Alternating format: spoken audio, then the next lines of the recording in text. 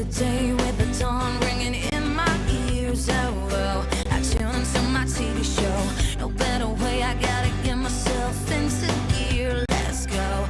Oh, and I feel good today with my wake up in the morning espresso. I feel good today. It's my feel good breakfast show. Just look at you. Look how amazing and wonderful you are. You were under so much pressure this morning. No, you weren't, because it's public holiday and you're just chilling in bed. Where was everybody on the roads this morning coming into work? Well, you were on the roads, I was on the roads. We were. And we are here for you. Of Good course. morning. A very special Good Friday to all of you here on Expresso. And to our beautiful family behind the scenes as well for being here. Thank you, guys. Thank you, and thank you, Gray. We're about to have a fantastic show today because we're leaning into a gentle reminder that sometimes the real magic isn't found in faraway places, but it's in slowing down, in reconnecting, and also in finding joy in just the simple things. Not so far away. I see You what see you what did I did there. there? This morning we are going to step into a beautiful world of imagination as our amazing Zoe takes us into the magical world of the magic faraway That tree. looks I grew up good. on the OG book of this. You don't Enid understand. Blyton? Come Mr. Pots and on. Pans. It's crazy. It's back and we're going to explore why imaginative play still matters most. Got one of our favorites and we haven't seen her in a while, Laura Markovitz, a parent coach. She is amazing and she doesn't pull her punches either, which as parents sometimes, We need that. you know, we've got to eat the hard truths for breakfast or a day, okay? I'm here for it. We'll also meet a young author that will come on through. And of course, we're adding a little magic in the kitchen as Chef Clem transforms hot cross buns into delicious Easter treats on Bake That Thing. I love that. I'd actually forgotten. I know I have a short attention span, but that is amazing. We're going to bake that thing. You can go and do official Okay, duties. I'll do that thing. We've made a decision. At any given point of the show, one of us has to act like an adult, and it's going to be difficult today. We're going to have a whole lot of fun. We are going to get a little juvenile, maybe even throw in an Easter egg hunt, but the most important thing for all of us today, take the edge off, relax, and enjoy the time with family. That's the most important thing. But let's get you globally connected before we do that, and then I'll touch on those sporting headlines. That's after our news. Well, thank you so much, Gray. Let's get straight into your national news headlines on this Good Friday. Where Minister in the Presidency, Kumbutsa Chavani, says South Africa is not facing a fuel shortage crisis despite disruptions at some filling stations. Now, she says supply remains sufficient, with Cabinet closely monitoring the situation amid global tensions affecting imports from the Middle East. An interministerial committee led by President Cyril Ramaphosa is assessing measures to stabilize supply as well as manage rising costs. Chavani says local shortages are due to distribution challenges worsened by panic buying and hoarding. In other national news, Cabinet has condemned the alleged coronation of a Nigerian national as a chief in the Eastern Cape, calling it illegitimate and without legal standing. Now, Minister in the Presidency, Kumbutsa Chavani, says traditional leadership is governed by strict laws under the Traditional and Khoisan Leadership Act. Government welcomed an apology from Nigeria's High Commission and urged continued engagement. It also warned against violence linked to the incident, stressing that protests must remain peaceful and within the law. Taking a look at your international news making headlines now, where President Vladimir Putin says Russia and Egypt could explore plans to create a, quote, grain and energy hub, end quote, in the North African country. Now, he raised the idea yesterday during a meeting in the Kremlin with Egyptian Foreign Minister Badr Abdelati. The hub would help facilitate Russian exports amid Western sanctions. Now, Egypt, a major importer of Russian wheat, could serve as a logistics and storage center for energy and commodities destined for Africa and the Middle East. Details remain unclear. Now, Egypt is also among the main importers of Russian gasoline. Let's close off here with just hours into their historic 10-day lunar mission. NASA's Artemis 2 astronauts are setting into life aboard the Orion capsule after a successful April 1 launch, becoming the first crew to travel beyond low Earth orbit in over 50 years. Now, the 4-member team is testing life support systems, manual controls and communications while heading toward the moon. Early challenges do include a brief toilet malfunction, quickly resolved, highlighting the realities of space travel as the crew adapts to tight quarters and prepares for record-breaking distance from Earth. And finally, we want you to meet Louis, officially Louis Vuitton, a fearless 6-year-old feline from Surrey in Canada who treats the heavily guarded US-Canada border like a casual stroll. Now, while guards, cameras and helicopters keep watch, this fluffy outlaw simply hops a ditch. No panic and no paw sport. Now, locals adore the cool cat who greets everyone like he owns the place. But Louis isn't just visiting, he's importing gifts, expertly catching snakes and mice and dropping them off like surprise parcels. One can only imagine Donald Trump's reaction as his elite mice squad looks on in defeat each time a defiant Louis crosses the border. Now, reckless, charming and always home for treats, Louis proves rules are optional when you've got 9 lives and serious swagger. On that note, we leave your 6 o'clock news. It's time now for sports.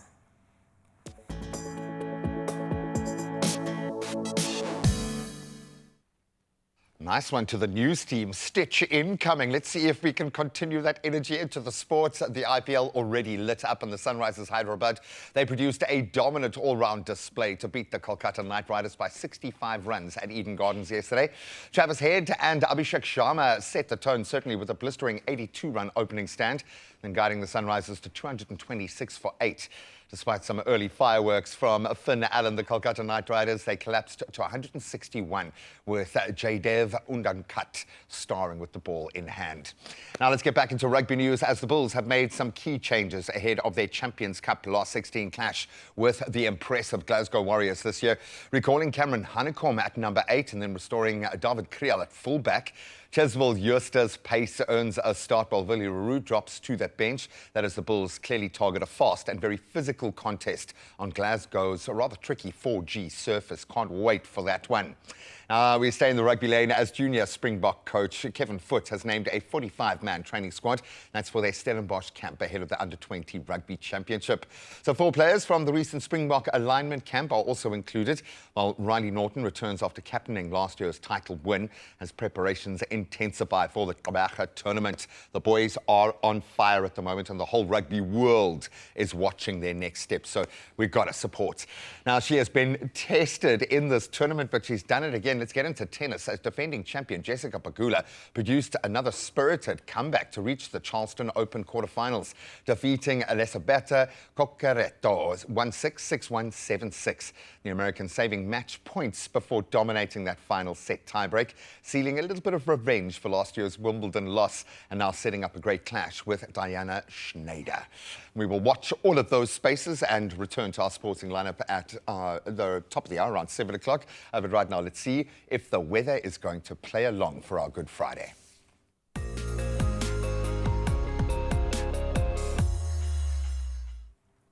Well, thank you so much, Gray. Let's get straight into it. As usual, we start in Polokwane when it comes to your weather.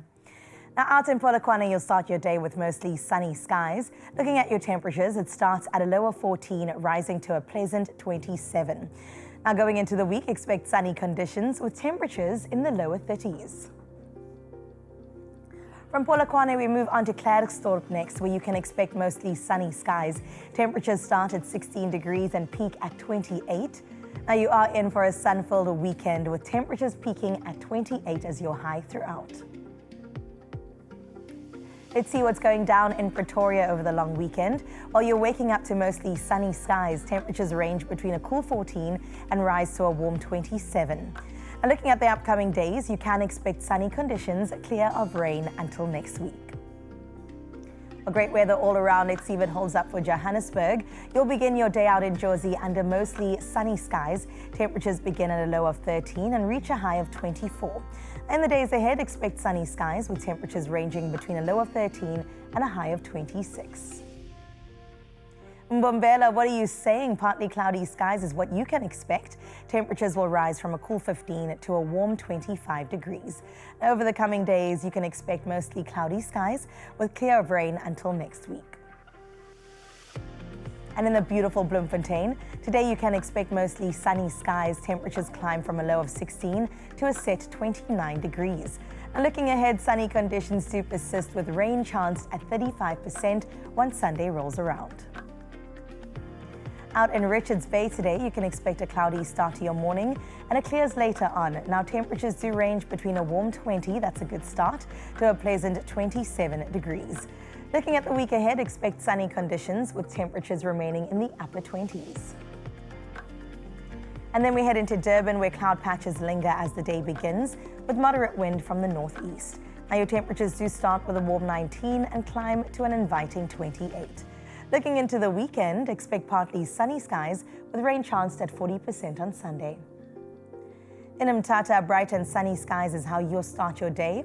Temperatures rise from a warm 18 to a bit of an uncomfortable 34 degrees, a scorcher there. In the coming days, expect wet conditions with rain averaging around 73%. And then in Cradock, expect partly cloudy conditions throughout your day. Temperatures move from a cool 18 to a nice searing 34. Now you're in for mostly cloudy skies ahead with rain averaging around 25%. And then in Ebeja, a friendly city, you're in for a mostly cloudy day with rain chanced at 25%. Temperatures climb from a pleasant 18 to an inviting 28. Now cloudy and wet conditions will dominate your weekend with temperatures in the mid-20s. And in the gorgeous George, you can expect mostly cloudy skies. Now, there is a high chance of afternoon rain sitting at 70%. Temperatures will rise from a cool 17 to a nice comfortable 23, but you are in for a wet weekend with rain chanced at 40% tomorrow. Out in Cape Town, we've had a bit of a wet start with some morning scattered showers. Now, temperatures range from 16 to 22 degrees. And looking ahead, similar conditions will continue with highs in the lower 20s.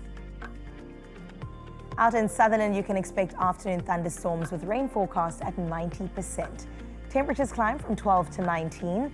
And then when we take a gander at the look of the week ahead, expect partly cloudy skies with temperatures ranging between 5 and 21.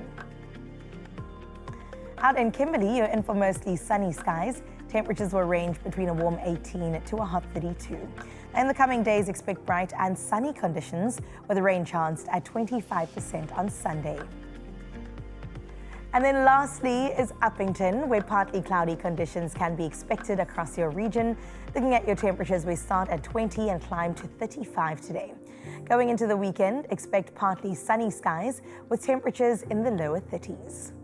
A cool day out in Uppington, I would say, and that is where we leave your temperatures for now. But let's get into that sunrise morning view. It is a good day to have a good day.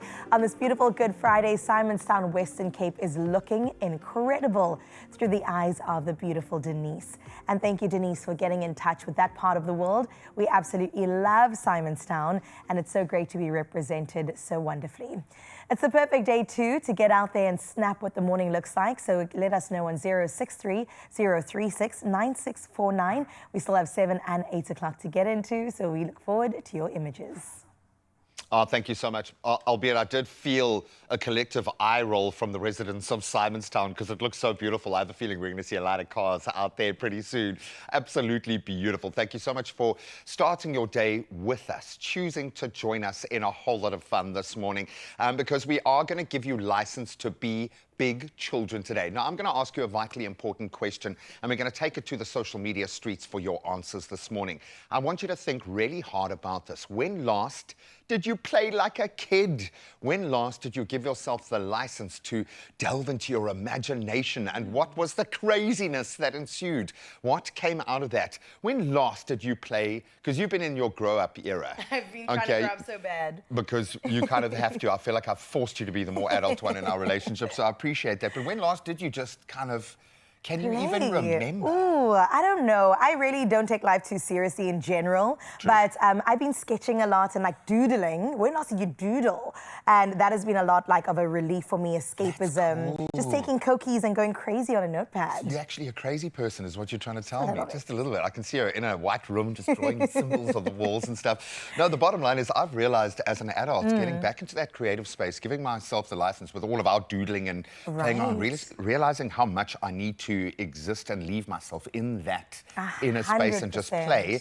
I'm discovering absolute gold as an adult. So please, Ask yourself that question honestly this morning and use it as a motivational opportunity to get there today. Get there with your kids today. Get to a park, get to a green space. Just get out there and let your imagination run free. Oh, we look forward to that. In just a bit, we delve into great conversation. Parents, you might want to listen up closely because this one's for you. We'll see you on the other side. Only you can make my day.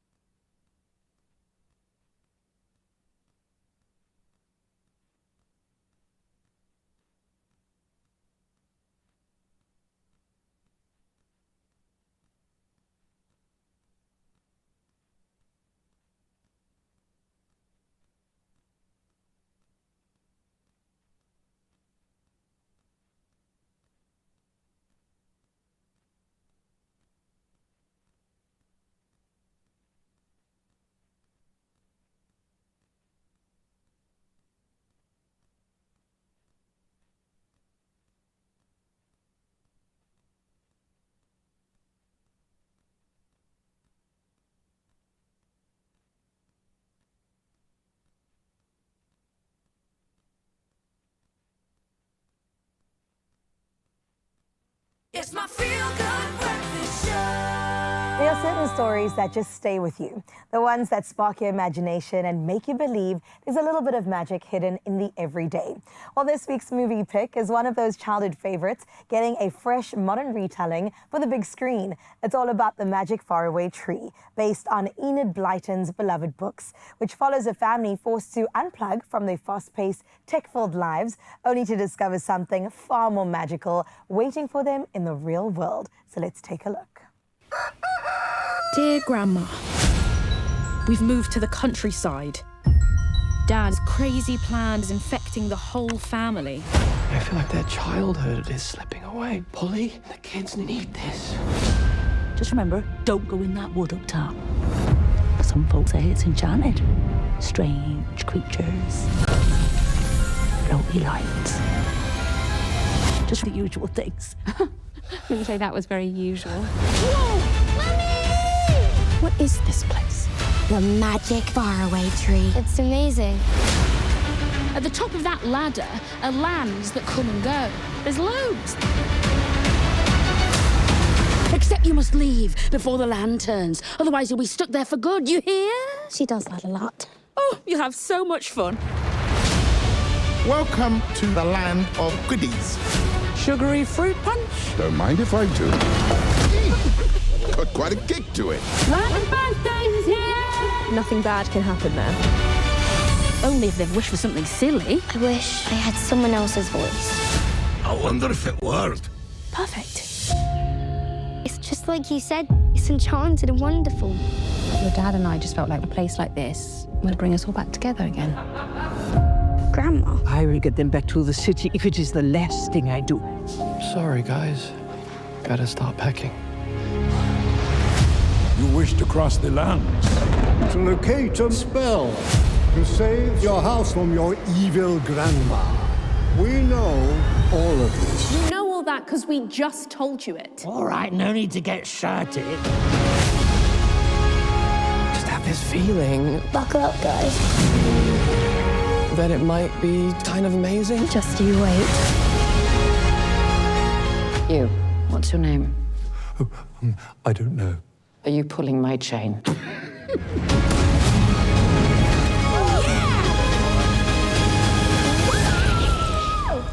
There is no way I'm going down that.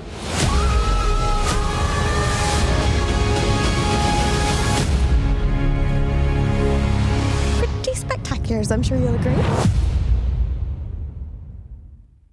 Wow, that really does feel like a return to the sense of wonder and also a little bit of whimsy that we all need and don't make time for anymore. But while it's packed with fantasy and adventure at its heart, this is a story about family, imagination, and reconnecting with what really matters at the end of the day. And here to take us through it all is our entertainment reporter, Miss Zoe Human. Pew, pew, pew. Hello and happy Good Friday, or Good Friday, shall we say. You look so Easter ready. There's one time in the year that I can wear this outfit, and it's this weekend. I love it, Zoe. Thank I you. love it. There's a rabbit at the back as well. You're going to have to show us that in a little bit. Show Can you my turn around? booty to the TV. Turn around. We have to see the rabbits. Thank you. I Thank you. love it. No, Okay, happy thank Good you. Friday to you too, Happy and Good happy Friday. Easter. And this long weekend almost feels like the perfect time to indulge in something If like you've this. been wanting to watch a movie this weekend, I think this is the movie that you want to watch, because Enid Blyton, man, I don't know if you were raised with her. I had a kid. bookshelf filled with books, and Enid Blyton was definitely As there. did some of our crew that I was speaking to about this book. Sure. And our big boss, she also loves this book. I Yes. think there's so many generations, because I mean, she wrote this book in the 1930s. Wow. There's so many generations that have this And that's somewhere your on copy? the shelf. Yes, so this was my grandmother who gave this to me for my 9th birthday. Wow. And yeah, 2007. She's 92 now, still kicking, still Shout out to driving. Gran. Shout out. And this is something that I've kept since then. And I said to myself, you know what? This is going to be something I read to my kids one day. And I mean, now it's a movie, so now it's something people can visually enjoy as well. Enjoy. So I think it's always tricky when it comes to film adaptations of books because we have our own imagination, right? This really sparks that.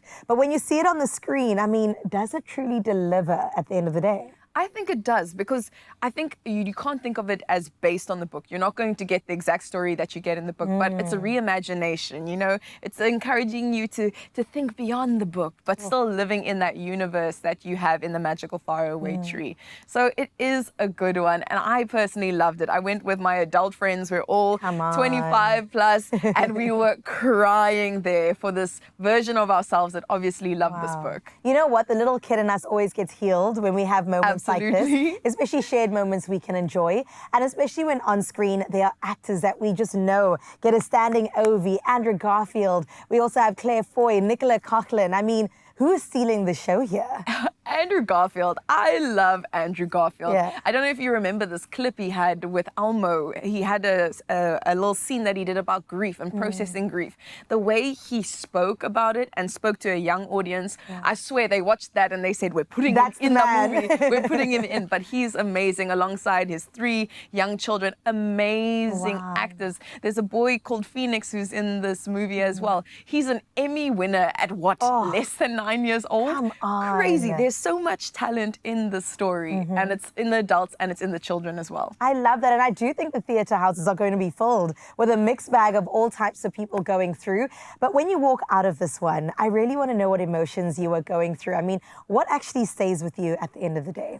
I think as an adult, it's the reminder to look at those dreams you had as a child and say, you know what? What are the dreams I can actually achieve now? What did I just not do because I forgot about it? And what can I return to?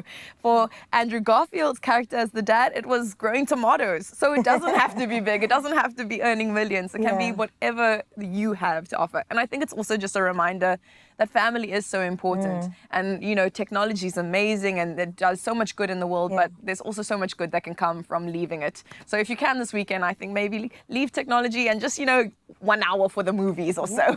No, I love that, Zoe, and it's a perfect reminder over the long weekend. Look up from your phone. Have a conversation with those around the table and don't feel tempted to constantly scroll. That's a reminder to me as well.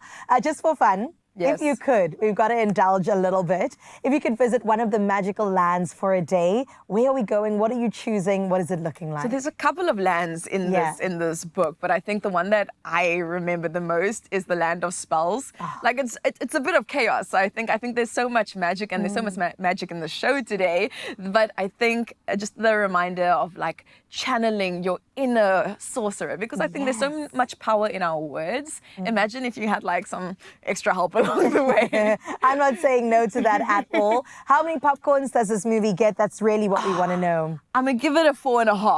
Out of 4.5 5, for the family, for sure. I think it's got a 96 rating right now on Rotten Tomatoes. So I think there's always going to be critics, but I think for you and your family this weekend, you're going to love it. Oh, Zoe, thank you so much for coming through. Thank you. Also giving us that sense of nostalgia too. And shout out to your grands, man, for that beautiful book.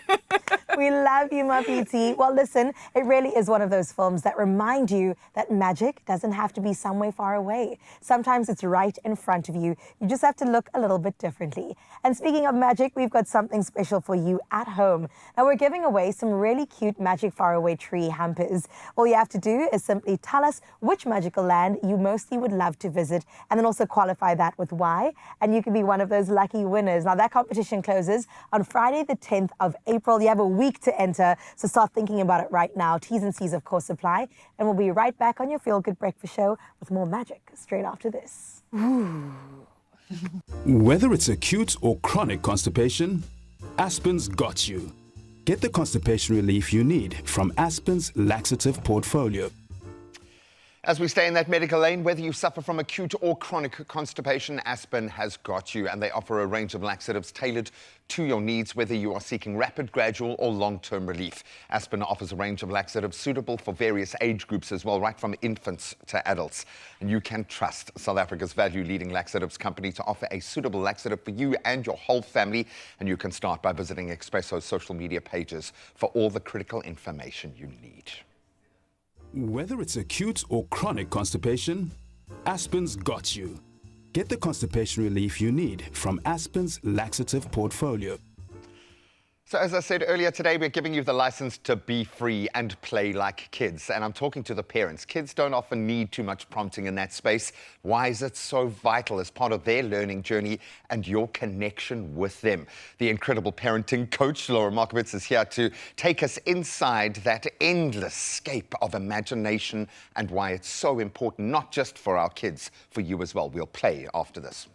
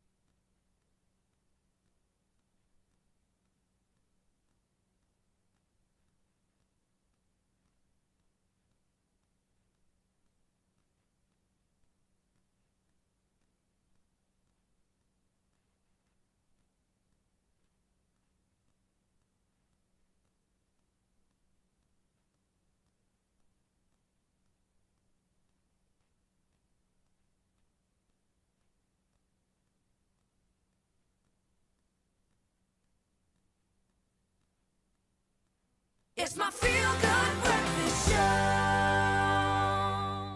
Welcome back, as I have a wonderful catch-up with someone who matters so much to your feel-good family. She has given us some absolute gems on my parenting journey, and I think you're going to pick up some beautiful notions this morning as we explore the theme, I think, throughout the entire show of imagination. We are looking at something I think many families are quietly navigating right now, the balance between screen time and imaginative play. It's become a battleground the world over right now, not just for kids, but for parents as well. And research is showing that children today are spending less time in free creative play. In fact, in places in Europe, I know in the UK, kids are spending more time indoors than offenders in prison right now. That's the baseline. So what do we need to do? How do we replace screens with structured activities that let them be free? It's, I think, time that children learn to build problem-solving skills, emotional resilience, if they're playing with other children, their social skills, their confidence. It is a massive, massive learning opportunity, and I think for the parents as well. And joining us this morning is parenting coach Laura Markovits. Let's just play. Let's just go outside and play. Brilliant. We are big kids. I think I'm probably the most immature person on the set, but with good reason, because we've got to go there. But when it comes to our kids, and even as I say these words, and I've had experts like you reinforce this over the last decade, I still try to disbelieve it somehow. Why is play so important? Imaginative play. So our kids need to explore and to express themselves and to problem solve, as you said earlier. And I think it's really important for us to think about, well, so what does it mean? What does it mean to be creative and playful? And what does it actually look like? Can you define that for us? Well, I think what's really important is to think what it doesn't look like. So what it doesn't look like, what it doesn't necessarily look like is our child painting us the most magnificent gallery-worthy painting, or providing us with this concerto that's incredible. That's a great bonus if it happens. It feels Very like it's nice. ticking We'll one of take our it. boxes. We'll take it. Yeah. But it's actually messy. It is unpredictable. It is a space where they can negotiate, where they are learning how to be in the world. Creating license. Absolutely. It's skills that they're going to need as adults out in the world. So I often say to parents, you know, these aren't skills we're developing now, where they're learning to negotiate, where they're learning to This is problem work life. solve, where things are unpredictable, where they're not just completely structured and we know exactly what's going to happen around the corner. It is space where we as parents are not controlling every element of things, and kids get to learn safely. How they can things learn.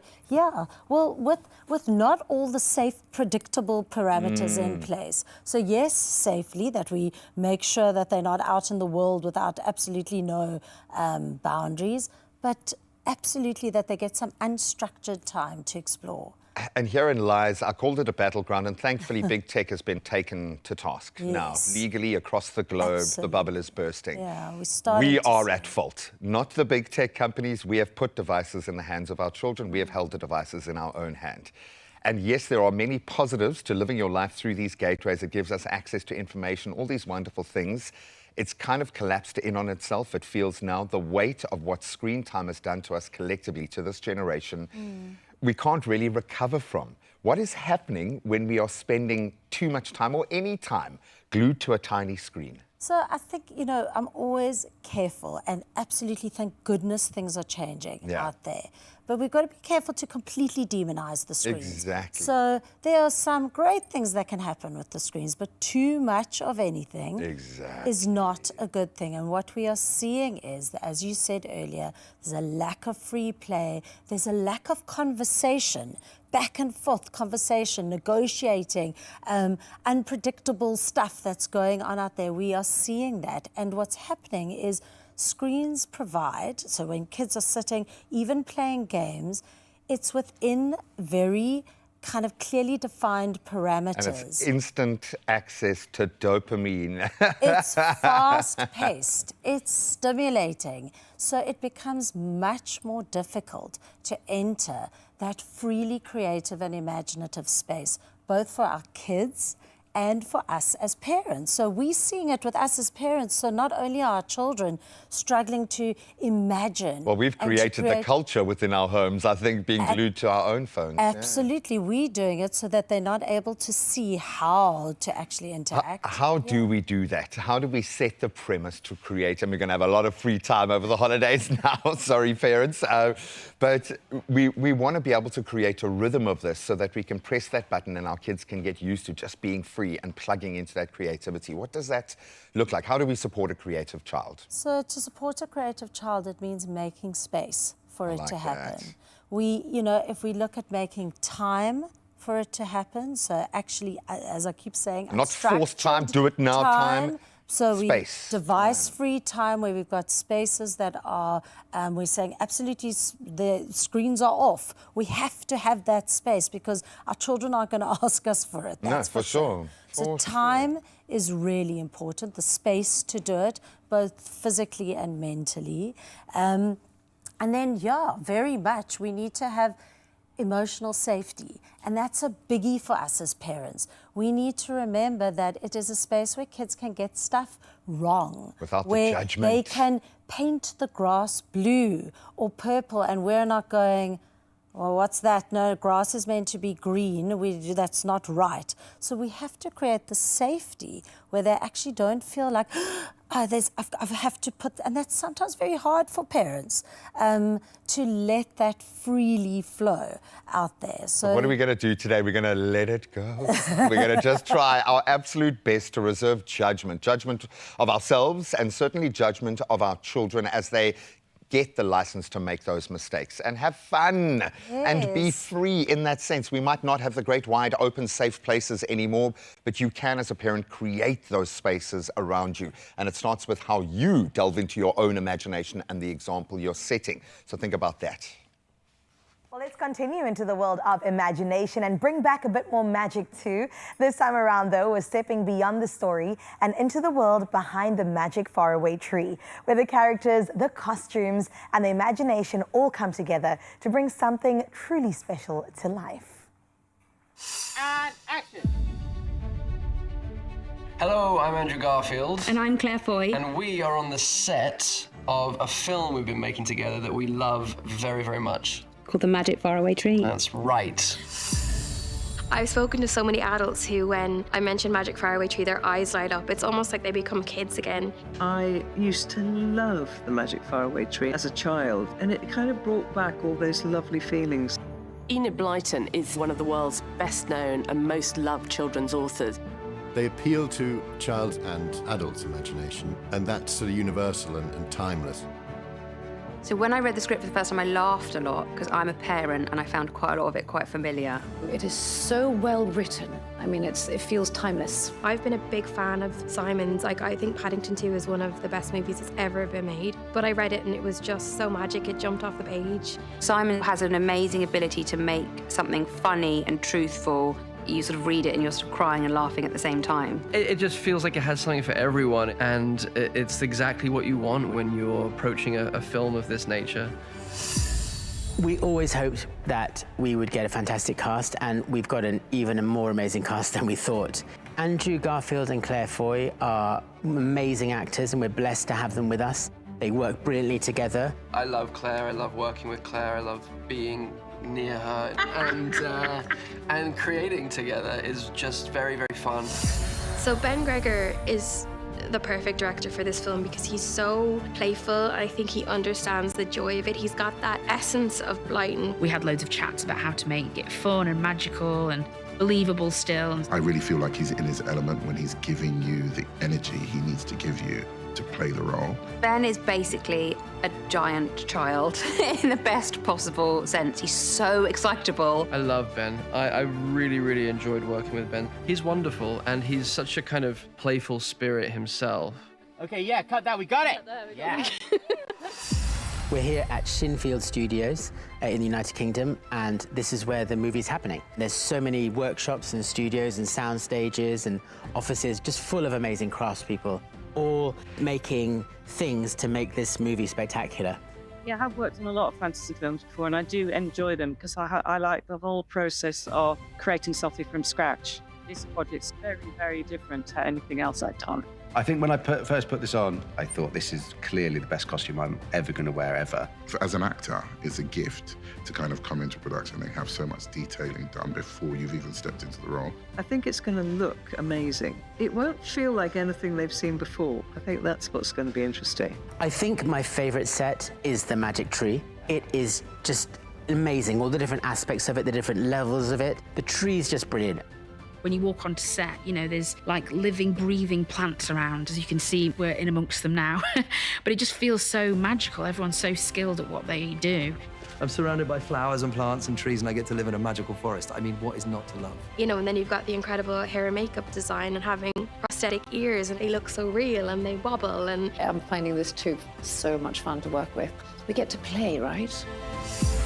A lot of people that have worked on the film who've read the book feel a huge weight and responsibility. We get to honor the essence of what it's been for people that do love the book and that hold it so dear to them, while also introducing a whole new swath of people to the magic. It's really about reconnecting to each other, to nature, and your imagination. It's got a huge heart, it's very, very funny, it's spectacular, and it's got a warm message. I think the message in the movie is to kind of come back to nature, come back to family, and actually connecting with people. I think it comes at a time when I think society needs the message that's within this movie. We love this film so much. We love these books. We love Enid Blyton's world. And we're so proud that we get to bring this story to the big screen, and we think it might have a real amazing impact.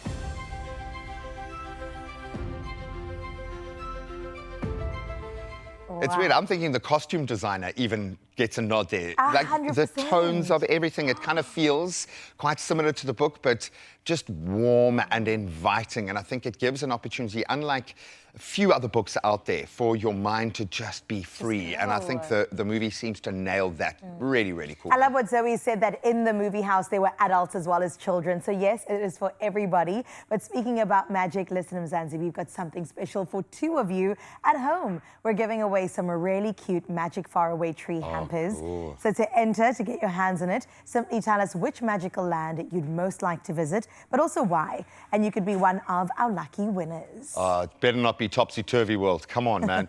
You can comment on Expresso's social media pages, and the competition closes on the 10th of April. I think we're going to get a lot for this one, so make your entry super cool.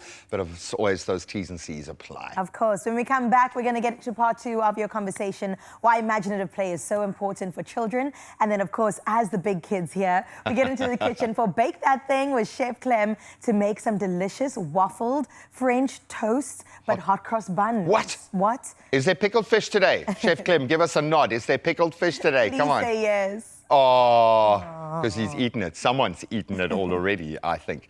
We will see you after the break.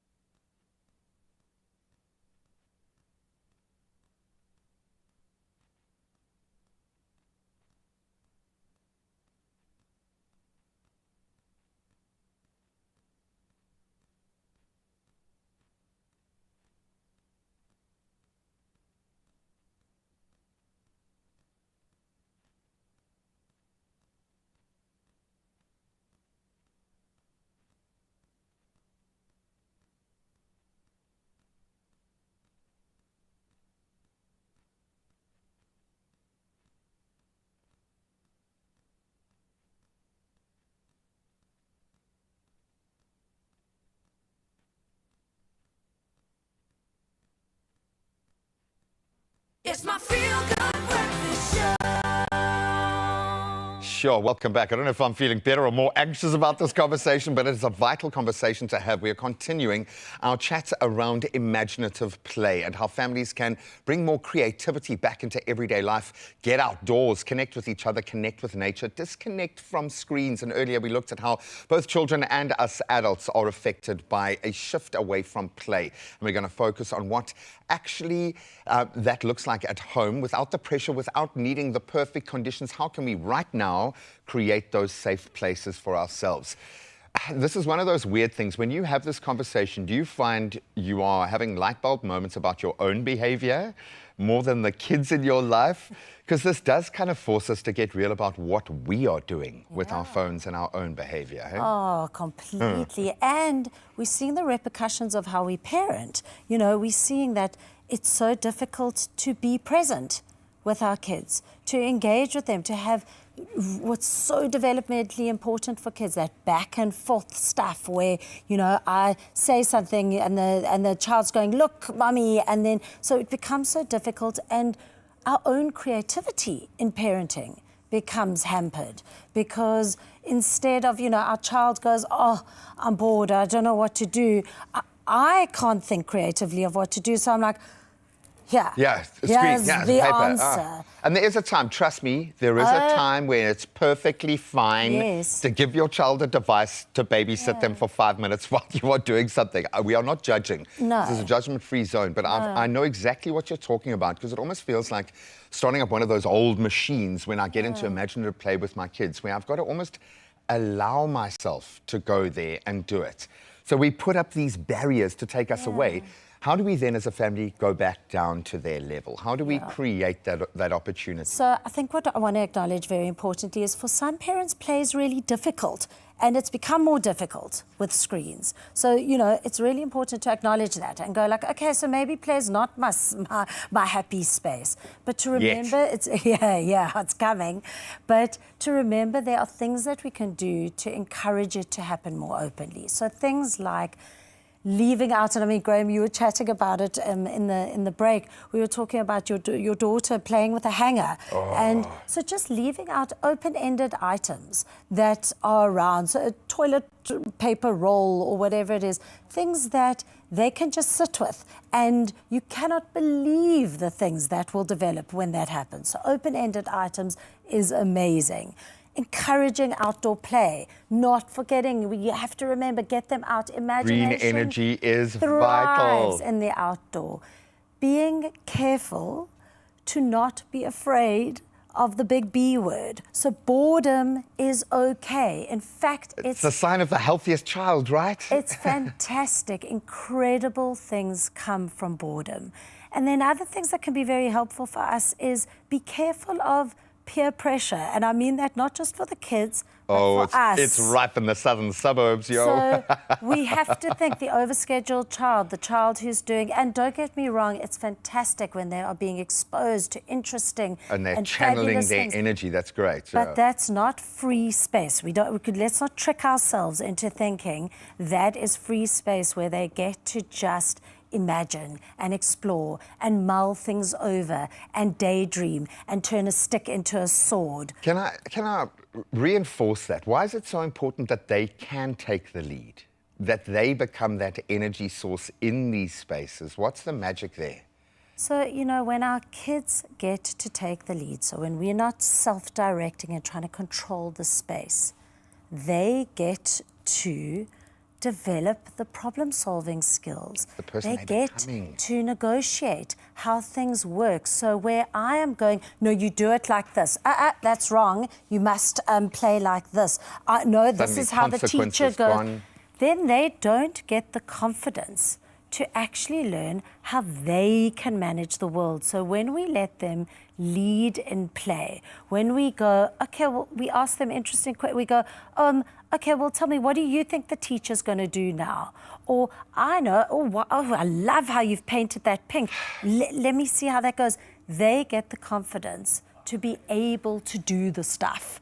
And You also, we've got a limited time, and I know Brian Cox, the physicist and astrophysicist, I think kind of, always goes on about what are the odds that you and another living thing are going to intersect in this eternal space and time. We get that with our kids. Yes. But by the same token, I'm sorry that I'm equating kids to dogs right now, but I don't know how else to explain this. But when you take your pups out to a park and you see them in their element, they're a different species. They're a different person to you. You get a different level of connection. Play with your kids is the same. We've got such a limited time with our children.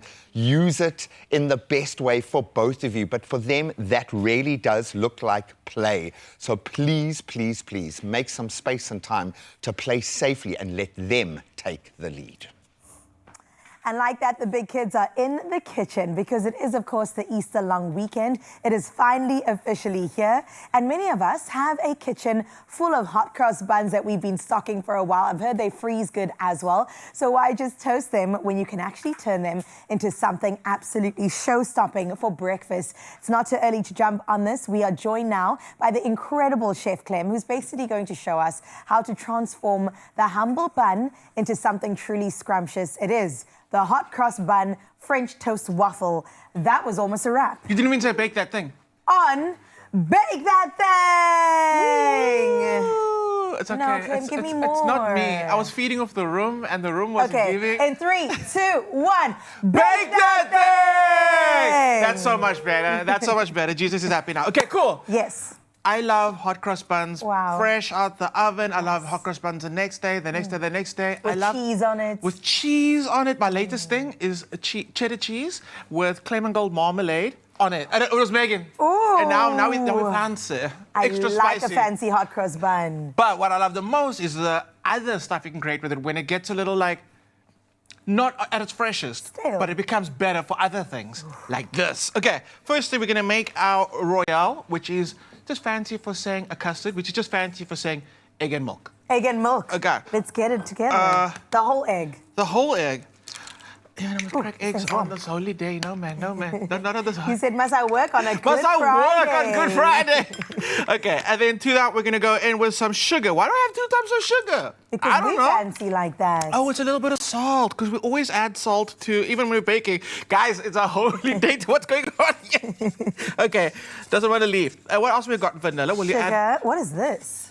Cinnamon. Nutmeg? It's cinnamon. Add it. Can I add it in? All of it. There we go. Yeah, you said you like extra spicy. And I do like extra salty. And it's important with this one that we have the salt in there. If you don't have the salt, it loses a dimension. It's not going to be salty, but it's going to lose adds a thing. And now I really appreciate this. This is vanilla, not just a little bit of vanilla. A lot We're of going to vanilla. get a teaspoon. We're not going to waste this. Yeah, I want to get one of those other ones. Because when I use vanilla in a recipe and it says 1 teaspoon, I'm like, why? Put more. Put more. How dare you ration our vanilla? Exactly. And when people say vanilla's boring, I get offended. Vanilla ice cream is actually my favorite. It is. It is so cool. And when it's someone's actually taken the time and the effort to make a good vanilla ice cream, that's where I'm at. Ooh. Someone's gonna lick this out. We don't waste. We don't waste. That person is Clem. No. Yes. No. Okay. Cool. A little bit of cream goes in, and all we're gonna. Oh. Guys. It's the good cream. It's thick. It's thick. Okay. Thicker than a Snicker. Yo! Where did you find this cream? This is straight from the udder. This is from the farm. Wow, this is amazing. Okay, guys. Let's go in. Well done. It's a rich cream here.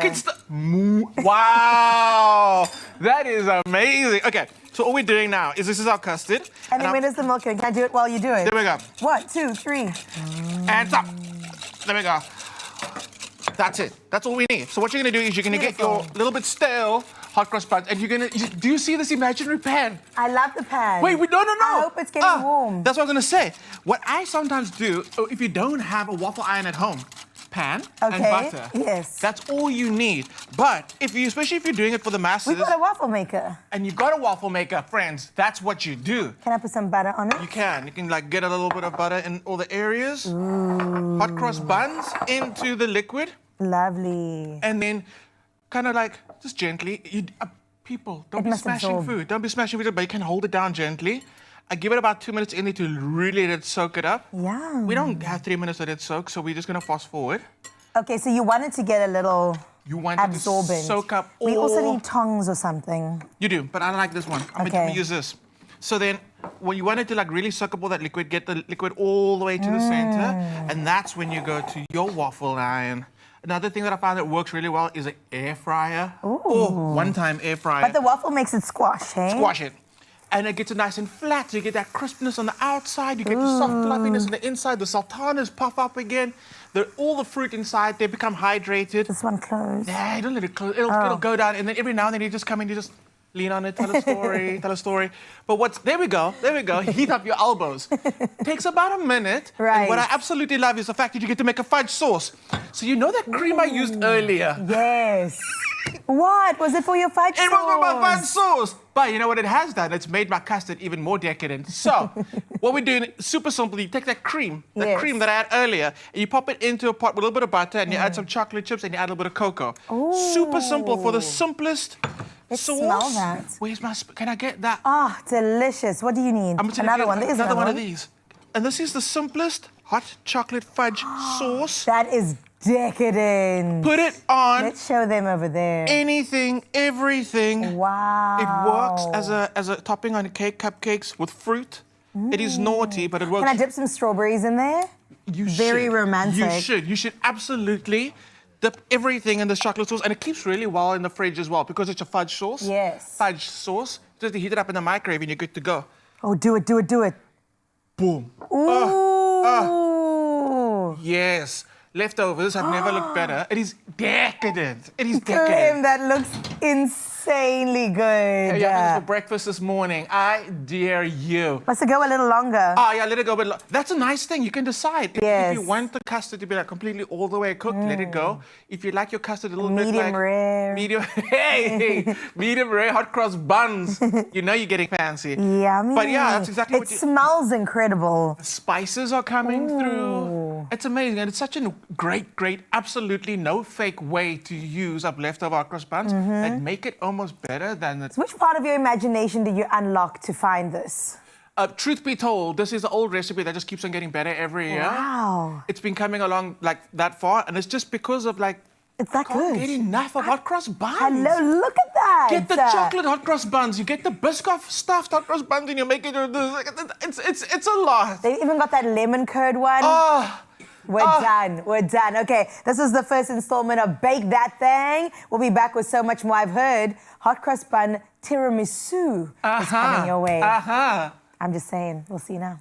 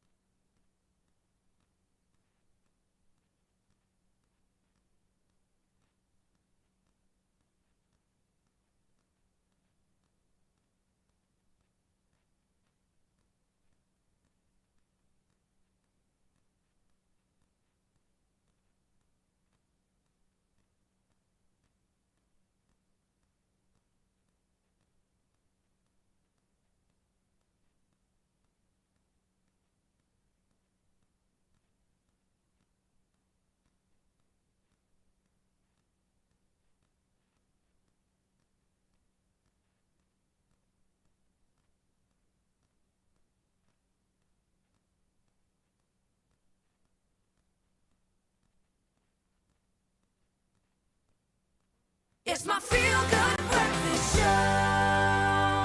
Welcome back. 58 million rand. I thought I'd lead with that because that's what's sitting in our jackpot if you're going to play your lotto today, and we absolutely love it. Powerball is massive this entire year, and you have an opportunity to win big today. So please, what are you waiting for? Get in store. You can go online, nationallottery.co.za. You can use their mobile app. You can use your own cell phone banking setup. Whatever you need to do, just head over to the Expresso socials for a reminder. Choose the best mode that works for you, and then panda, push a play. Let the magic happen. 58 million rand. That could be waiting for you in your bank account. All the best of luck. Please show us signs if you do win. But right now, of course, we are ready to embrace the second hour of the show and do it officially with those news headlines. Well, that's right. It's just a moment before we hit the top of the hour. Let's get straight into your national news headlines.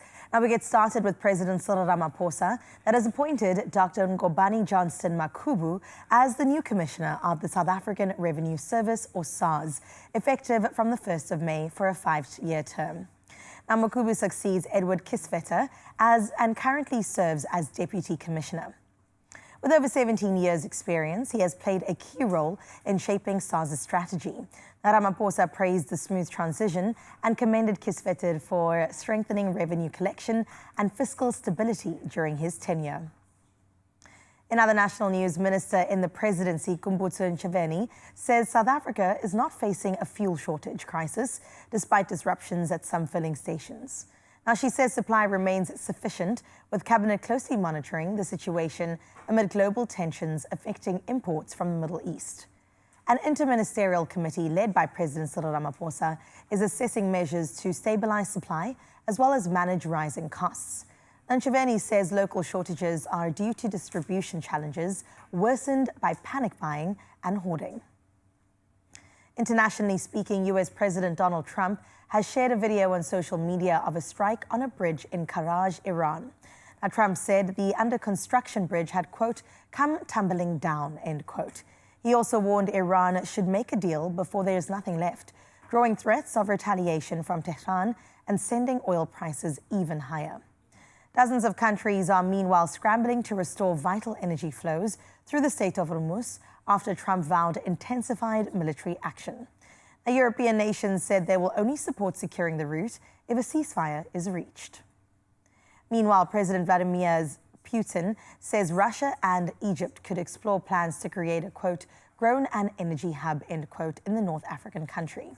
Now, he raised the idea yesterday during a meeting in the Kremlin with Egyptian Foreign Minister Badr Abdelatty.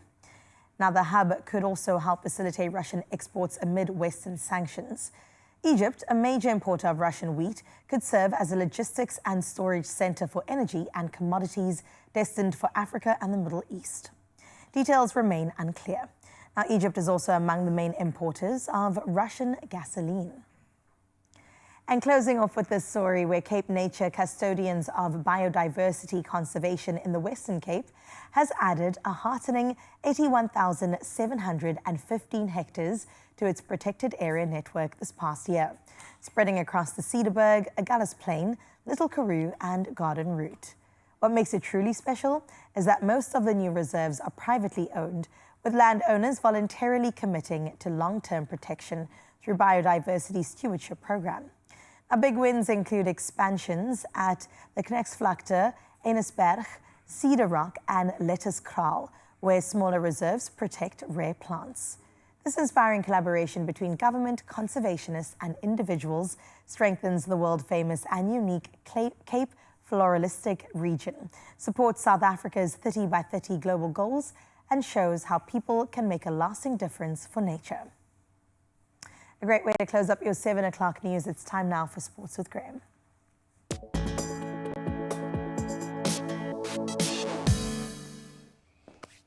Well, it seems the IPL is producing all of the shocks that we wanted and a run fest. Let's start with the Sunrisers Hyderabad producing a dominant all-round display to beat the Kolkata Knight Riders by 65 runs at Eden Gardens yesterday.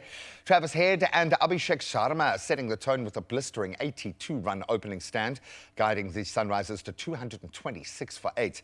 Despite some early fireworks from Finn Allen, the Kolkata Knight Riders collapsing to 161 with Jaydev Unadkat starring with the ball in hand.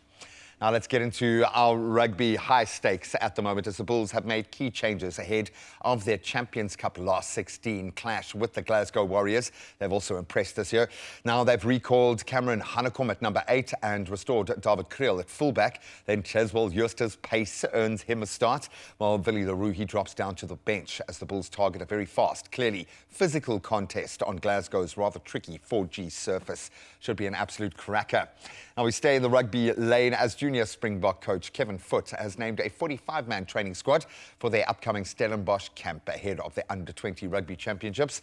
So 4 players from that recent Springbok alignment camp are included, terrifyingly so for their opponents, while Riley Norton, he returns after captaining last year's title win as preparations intensify for that Gqeberha tournament. Great preparation for the young guns. Now we can get back into the tail of the tape of tennis, and defending champion Jessica Pegula, she has been tested. She produced another spirited comeback to reach the Charleston Open quarterfinals, defeating Elisabetta Cocchiaretto 1-6, 6-1, 7-6. The American saving match points before dominating that final set tiebreak, sealing some revenge, I think, for last year's Wimbledon loss, and now setting up another great clash with Diana Schneider. We'll touch on those headlines again at around 8 o'clock this morning in our final bulletin. Right now, let's see if there is any traffic to report on your Good Friday.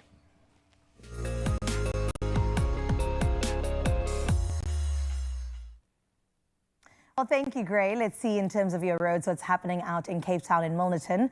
An accident has been reported on the N1 outbound at the Kubig interchange. Now, 2 lanes are currently closed. However, traffic is flowing and no major delays have been reported at this time. Motorists are still advised to approach with caution as conditions may change. It is a public holiday across the country, so I know that roads are a little bit more quiet, but we'll see what's happening again come 8 o'clock. For now, though, let's get into your weather. Starting out in Polokwane, where you'll start your day with mostly sunny skies. Temperatures start at a low of 14 and rise to a pleasant 27. Now, going into the week, expect sunny conditions with temperatures that will be happening in the lower 30s. From Polokwane, we move over to Klerksdorp, where you can expect mostly sunny skies. Temperatures start at 16 degrees and reach a high of 28. Now, you are in for a sun-filled weekend ahead, with temperatures peaking at 28 degrees until Sunday. We head into Pretoria next, where you're waking up to mostly sunny skies today. Temperatures range between a cool 14 and a warm 27 degrees. In the coming days, expect sunny conditions, clear of rain, and that all goes down until next week, Tuesday. Out in the city of gold, Johannesburg, you'll begin your day under mostly sunny skies. Your temperatures begin at a low of 13 and reach a high of 24. Now, looking at the days ahead, expect sunny skies with temperatures ranging between a low of 13 and a high of 26. Out in Mbombela, partly cloudy skies is what you can expect. Temperatures will rise from a cool 15 to a warm 25. Over the coming days, expect mostly cloudy skies, clear of rain till next week. In the beautiful Bloemfontein today, you can expect mostly sunny skies. Temperatures climb from a low of 16 to a set 29. And looking ahead, sunny conditions continue with rain chance at 35% on Sunday. We head into Richards Bay next, where you can expect a cloudy start to your morning, clearing later on. Temperatures ranging from a warm 20 to a pleasant 27. And looking ahead, expect sunny conditions with temperatures remaining in the mid to upper 20s. In the beautiful Durban, cloud patches linger as the day begins with moderate wind from the northeast. Now, your temperatures start from a warm 19 and climb to an inviting 28. There will be some winds coming through, but then looking into the weekend, expect partly sunny skies with rain chance at 40% on Sunday. Out in Mthatha, bright and sunny skies is how your day will be. Temperatures rise from a warm 18 to an uncomfortable 34 degrees. In the coming days, expect wet conditions with rain averaging around 73%. And then we see what's happening out in Cradock, where you can expect partly cloudy conditions throughout your day. Temperatures move from a cool 18 to a searing 34. And you're in for mostly cloudy skies ahead with rain averaging around 25%. Out in Gqeberha, you're in for mostly cloudy day today with rain chanced at 25%. Temperatures, they'll climb from a pleasant 18 to an inviting 28. Now, cloudy and wet conditions will dominate your weekend with temperatures in the mid-20s. And then out in gorgeous George, you can expect mostly cloudy skies with a high chance of afternoon rain at 70%. Your temperatures will rise from a cool 17 to a comfortable 23 degrees, and you are in for a wet weekend with rain chance at 40% tomorrow. Sitting on that coastline, heading into Cape Town next, where you'll start your day with some morning scattered showers at 65%. Our temperatures range from 16 to 22, but looking ahead, similar conditions continue with highs in the lower 20s. Sutherland, you can expect afternoon thunderstorms with rain forecast at 90%. Temperatures climb from 12 to 19. And then looking ahead, expect partly cloudy skies with temperatures ranging between 5 and 21. And out in Kimberley this morning, you're in for mostly sunny skies. Temperatures will range between a warm 18 and move to a warmer 32 degrees. In the coming days, expect bright and sunny conditions with highs in the lower 30s. And our final stop is Uppington, where partly cloudy conditions can be expected across your region. Taking a look at your temperatures, it starts at 20 and climbs to 35. Going into the weekend, expect partly sunny skies with temperatures in the lower 30s. And that wraps up your weather, but of course you've got to check in with your sunrise morning view and PMB. My goodness, represented by Mervyn Fenner. Thank you so much, Mervyn, for always coming through with the most artistic morning views. And this is absolutely no different. Thank you, and I really hope that this is part of your morning walk just to get your zen on and make sure that you're feeling all right. 28 degrees is what you can expect out in Pietermaritzburg. And if you think you can do better, although I do think Mervyn set the bar exceptionally high, share your sunrise view with us on 063 036 9649. We have one more to get into on this Good Friday at 8 o'clock, so make sure you get yours in. Okay, I know she's not quite a meteorologist, but she loves the weather. And I think she would say that this is her favorite part of the show. She'd be lying, because it's the spinning of the world sports betting wheel and feeling like a game show host that is without a doubt the best part of the show. 5,000 Rand is waiting for one of you out there. In fact, we've got cash prizes all the way up to 5,000 Rand. Someone gets to spin the wheel after the break, and it could be you. We'll see you now.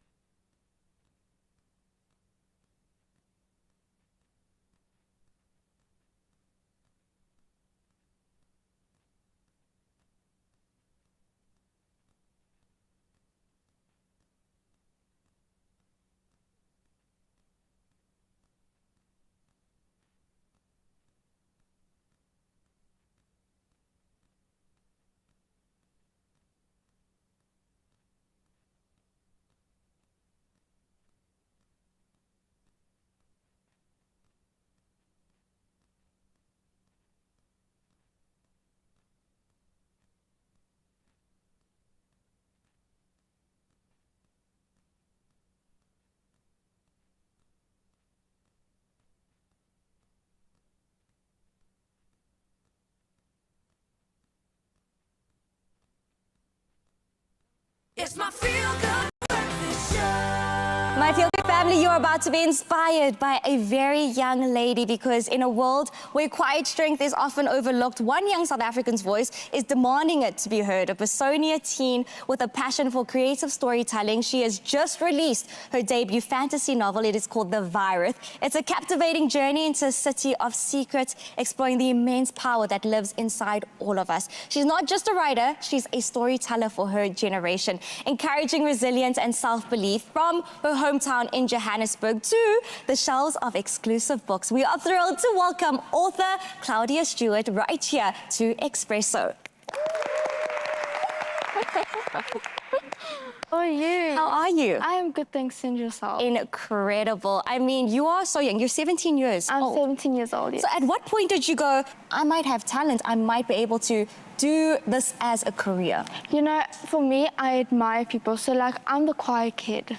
So I look at everyone, I see what they go through, I see how silent they are when they're angry, and, you know, you see bad, good days. And I decided, you know, I'm half good at my English. So I'm like, I'm gonna try do a story to get, it's not just a fantasy novel, it is reality. Oh. So basically when a person reads it, they're gonna feel seen, heard, and not alone. So when I started this journey and how I think I was gonna start is the way that I was telling my classmates, like, guys, I'm gonna write the story and all this, and they're like, you know, you should do it, you should do it. Oh, that's so I got they encouraged. backed you. Yes. That's incredible. Was there ever a moment where you said, I might have imposter syndrome, I have self-doubt, and how did you get out of that place? Yes, I did have self-doubt, and in the middle of the process of making the book. Oh, no. Yes. So I have this favorite artist, Alex Warren. Oh, we love Alex Warren. Yeah, Alex Warren. All his songs are in each chapter of my book. Does he know this? Can we write him an email? You definitely should. Oh, I've been hashtagging him and everything. Hopefully you'll see it soon, you know. He's also a busy man. He's a very busy man. Just winning Grammys and stuff, you know, easy work. Yeah. So definitely all my chapters, Alex Warren. Ooh, and that's what got you out. You had your headphones on, you said... I like when I wanted to give up, I'm like, nope, put the song on. I love that story. Oh my word. And talking about your story, one key thread in your story is, of course, silent strength. And I love to say we find strength we never knew we had when we need it. Does that come from a personal experience? It obviously does, because I need to know to write it for others. Yes. So whatever feelings are in the book, I had them. And now I'm doing the voice, the young youth voice, to others to feel seen. Oh, you're being the voice of the generation. That is what you're doing. And talking about silent strength, you also have very strong female characters in your book. Did you find that that was something that was missing growing up in all the novels you read? There were only male characters? You know, I wanted to be different. I wanted to be a different author. So my mother read my book and she's like, Claudia, every person in this book is everyone in reality that you know. Oh, special. So I'm like, yo, I didn't know. I didn't know. And yeah, so basically there is people that I know in the book, but character names is just like fantasy, you know, in the dream. And talking about names, the book's name is Violet. What exactly is that? Power. Oh, and is that a character in the book? No. No, it's just the overall It's just theme. the name of the book. Okay, incredible. Here on the show, we always say, I'm so busy. And then into you, stage left, who you're trying to finish your high school career, and then you go ahead and publish a book in how many months? 9? 9 months. How did you end up doing that? How did you juggle everything? I multitask. Oh, we love a multitask. Yeah, I multitask. I always make time for everything that matters. Okay. So obviously I'll do school at a certain time, and then I'll go to have my meeting with my editor at a certain time. So I'll have everything the same day, each day as it comes. And then all of a sudden you have an entire published book in your hands. Take me through that day when you got the first hard copy in your hand. What were the emotions? I was in shock. Like, I wanted to cry, then I was gonna laugh, and I wanted to be angry, and I'm like, I was so shocked. Like, obviously, it was in front of everyone at the launch. Oh. So it was like a big thing to me. I'm like, wow. No, but look, it is a big thing. At obviously 17 years old, you've got your first published book. It is an incredible task to actually just get a book out there, not alone get it published. I want to know, as a young Joburg girly, what advice would you give other girls out there who want to write a book, who think they're talented, who are a writer? I would tell them, I tell everyone this. I say, if you want to write, try it out, because you'll not know if you're good at it or not, if you don't even take the risk. And as well, I always tell people, if you're not good at English, math, or any subject, that doesn't define what you can do in life. Yes. I mean, you sound like you are older than me with all this wisdom that's coming out of your mouth right now. Is there any future plans for book number 2, book number 3? What are your future plans? You know, I'm planning on already processing another book. Yeah. Like as if you have more time to do all of that. You know, I'm gonna make time for it. You have to. I'm gonna make time for it because at the end of the day, if I need to make people feel seen, I will do it in books, I'll do it in videos, I'll do it anyway. Claudia, you are such an inspiration. You are also just proof that it doesn't matter how young you are, it doesn't matter your age. If you have a story, it doesn't matter the age. So thank you so much for inspiring us and thank you for being such a positive role model to everybody out there. And thank you so much. Of course, we'll go out and buy that book, Feel Good Family, a truly inspiring story from a voice that is just getting started. Remember, you guys can go out and find Claudia's Callisto's debut novel. It is called The Virus at exclusive books all around the country, online as well, and at major retailers now. Oh, I love that sort of stuff growing up. I mean, I'm so chuffed that I read as much as I read when I was young. I didn't realize how much of a tool that was going to be. I know, it makes me emotional too. It really is crazy. When you let your kids run wild and do their thing, that is really when it comes alive at the end of the day. No, I was just hoping you were going to pass me this sauce, man. I need a little bit, I need to whet my appetite. I'm so sorry. So this is the problem when you break your fast with chocolate sauce and hot cross buns and all sorts of delicious things. But it is a Good Friday. Come on, man. We're You're going to give allowed yourself the today. license. So I've been using that term a lot. Give yourself the license in the hopes that you're going to give yourself and your kids the license to just be free. Can I have a little bit more? Look at that cascade. Wow. We've got a question for you, Santi, going off of what Gray just said. When last did your imagination run wild? And also, what were your wildest ideas? Let us know. And you did exactly that, so thanks for getting in touch. Let's see what you had to say. Dwayne Clarkson, good morning. Honestly, thanks for starting with honesty. The last time I let my imagination run wild was recently. I started thinking about creating a lifestyle where I can travel freely, work for myself, and still have time to enjoy the little things. My wildest idea, building something that gives me both financial freedom and peace of mind. Big dreams, but definitely possible. I love that. It was exactly... Yeah.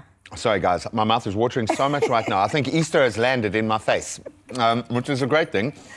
And it makes me feel like a kid, actually, right now. Right. But it's exactly the same thing. Yeah. When in this process of building an idea and a business right now, it has felt more like play than anything else. Yeah, the work has to be done. Of course. But the actual joy of it, I love that. That's great. I love that he said, seems impossible, but we'll get it done. Yeah, you will. Piwe says, so about 2 years ago at my kid's birthday party, we kindly asked the children to move, and this is what happened next. Boom, let's take a look.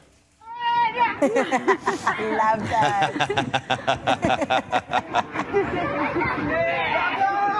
You have to lead with childlike enthusiasm in everything you do. First of all, you're a bully, okay? You're a bully. You just bully the children out of their own little jumping castle. No, do it. Have fun. And do you know how that changes the opinion your children have of you? I can imagine. It just changes the game, man. Come on. Apiwe, well done. Thank you for being a big, giant kid. You're going to fit right in. Absolutely. And keep on getting in touch. You can find us at Expresso Show, or you can hit us up via voice note with your videos. We would love to see on our WhatsApp line. For now, we're going to enjoy our custard with our Malva pudding because it's a Good Friday, and we'll see you straight after this.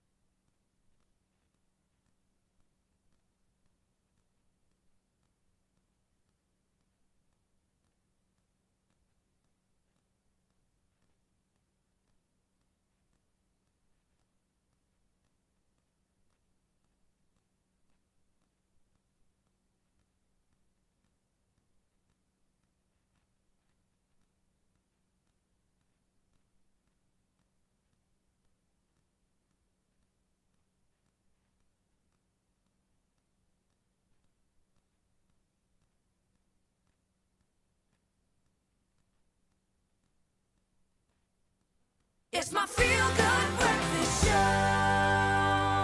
Give it a spin and let's see what you could win. Yes, it's not a game show. It's still your Feel Good Breakfast show. But thanks to World Sports Betting, our spin to win wheel has changed the game and it is in motion. One lucky viewer out there stands to win up to, where is it, 5,000 Rand, but some tidy amounts of money to be won here. So a little bit earlier in the week, we asked you guys to tell us who the most successful South African Olympian was. And Siboniso Mthembu was very quick off the mark, and he said this: the most successful South African Olympic champion is Chad le Clos. He has made the nation so proud with 4 Olympic medals, including that unforgettable gold at the London 2012 Olympics. And of course, Papa Bear was there to show how much love in the world. True champion who has showed the world what South African determination looks like. And he is not quite done yet, Siboniso. I've chatted to him recently. He's ready to go and conquer more world stages. So I love the answer, and as a result, Siboniso has made it through. Siboniso, good morning. How are you? Good morning, Graham. How are you? Oh, man, I'm so good. All the better for connecting with you this morning. You sound pretty confident and relaxed. How are you feeling? Excited, and I've been dealing with this since from yesterday. Oh, man. Well, you are at the right place. This is your moment. All I'm going to ask is, how do you want me to spin your wheel? Do you want me to give it a bit of gees, a bit of force? Do you want me to be slow and steady? How are you feeling about the spin power this morning? Yeah, slow and steady. Slow and steady. Okay, I like your style. And it's a good Friday. All of us must be slow and steady. So all I need you now to do is give me a countdown from 3 to 1 and say the word spin, and I will do your slow and steady spin. All right, it's over to you, Siboniso. Okay, 3, 2, 1, spin. Slow and steady. Sure.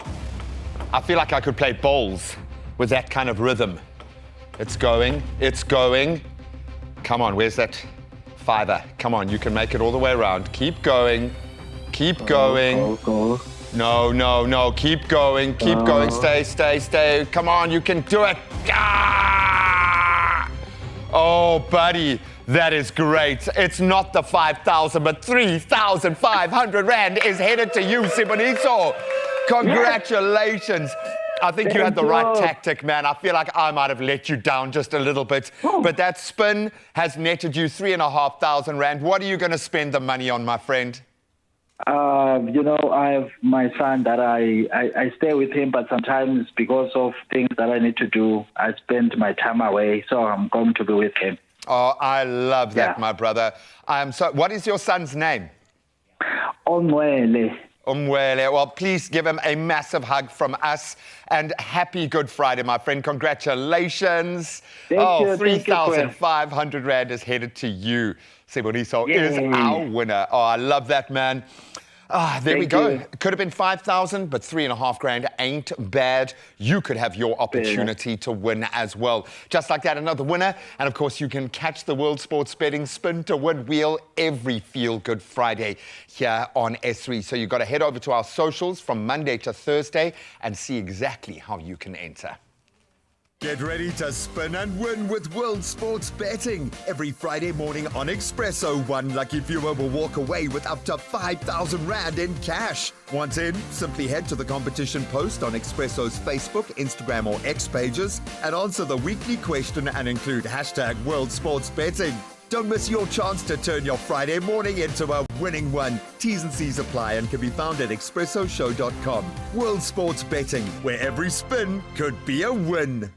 Oh, congratulations once again to Siboniso. That is incredible. A great way to kickstart the long weekend. Now we turn over to This Way, where we've seen how the Expresso presenters have been enjoying Burger King's breakfast range. But the real question is, what do everyday customers think? Now, Graham headed out into the city to put Burger King's breakfast to the ultimate test, chatting to real people, hearing their honest reviews, and of course, turning it into a little bit of a challenge. So let's get right into it. What a beautiful sight first thing in the morning. We love our new Burger King breakfast menu. In fact, Carissa and Ryle have been hitting a few Burger Kings across town to put it to the test, and the reviews have been out of this world. We've also had some great conversations with you guys online about how you take your coffee and maybe who you would take to breakfast with you on a special occasion. So I thought, time to get in on the fun and hit a few of my favorite Burger King spots across Cape Town to see how you take your breakfast in real time. And of course, being the only show on TV where you can actually play with your food, we're going to have a little bit of fun as well. Let's go. My name is Graham, representing the Expresso family, and we love our Burger King breakfast. Looks like as much as you are. So we thought we'd find our tribe, okay? And I tell you what, I'm going to put you to a challenge. If you can overcome the challenge, I'll give you your breakfast for free. How does that sound? That's good. Up for the challenge.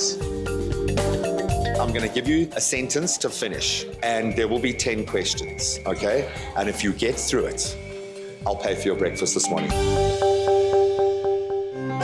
My morning routine isn't complete without a BK breakfast, A BK Puri breakfast. Burger King breakfast. A cup of coffee. The best thing about this breakfast is It's affordable. Having breakfast at Burger King. the taste. Quality ingredients delivered hot and fresh, fast and friendly. sure, on the money. I love that. Coffee should always be Brewed from the bean. Hot. This breakfast reminds me of Chill vibes all the way. Peace. South Africa, home, the bun on the fire. like a bright brewing. There we go. Yeah. Now I've changed my order again in my head. I'd recommend this too. Mom's on the go. My girlfriend. The entire world. Everybody who loves breakfast. Breakfast is better when It is shared. Complete. After a training session. Served with coffee in the morning. I think I kind of know the answer here. What is your go-to morning order? That'll definitely be the booty egg English muffin.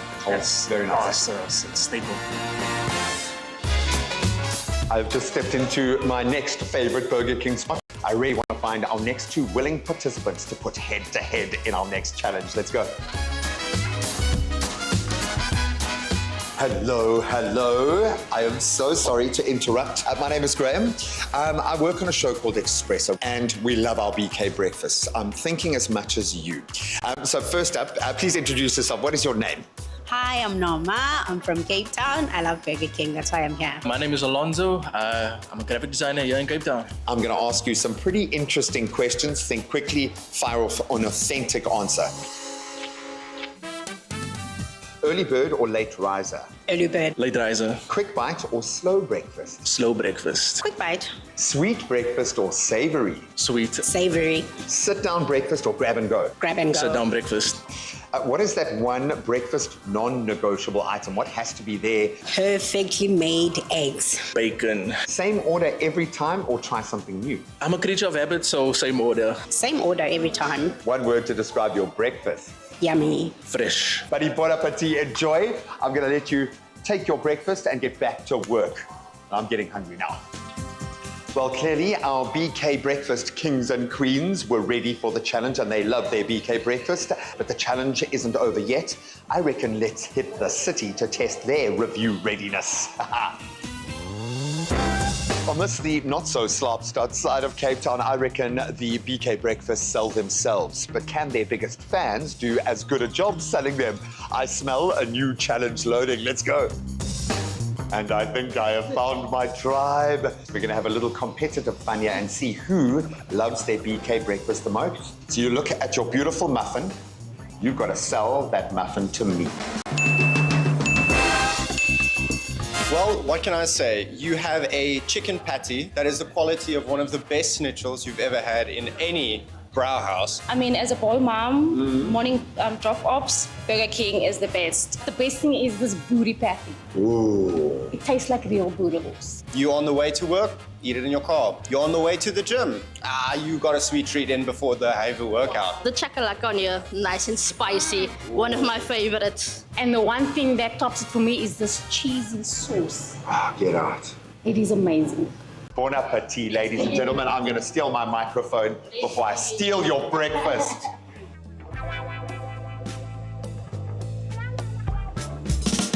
I have loved this. Well done to all of our customers for passing the challenge, the major test today. But I think selling a Burger King breakfast is pretty simple. It's absolutely delicious with their range, the flavor, the choice, and of course the amazing coffee to go with it. The only real question here is, what are you gonna order?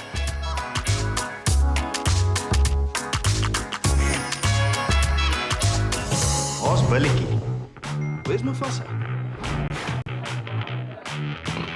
The all-new Burger King breakfast. Settle the hunger, then settle the score.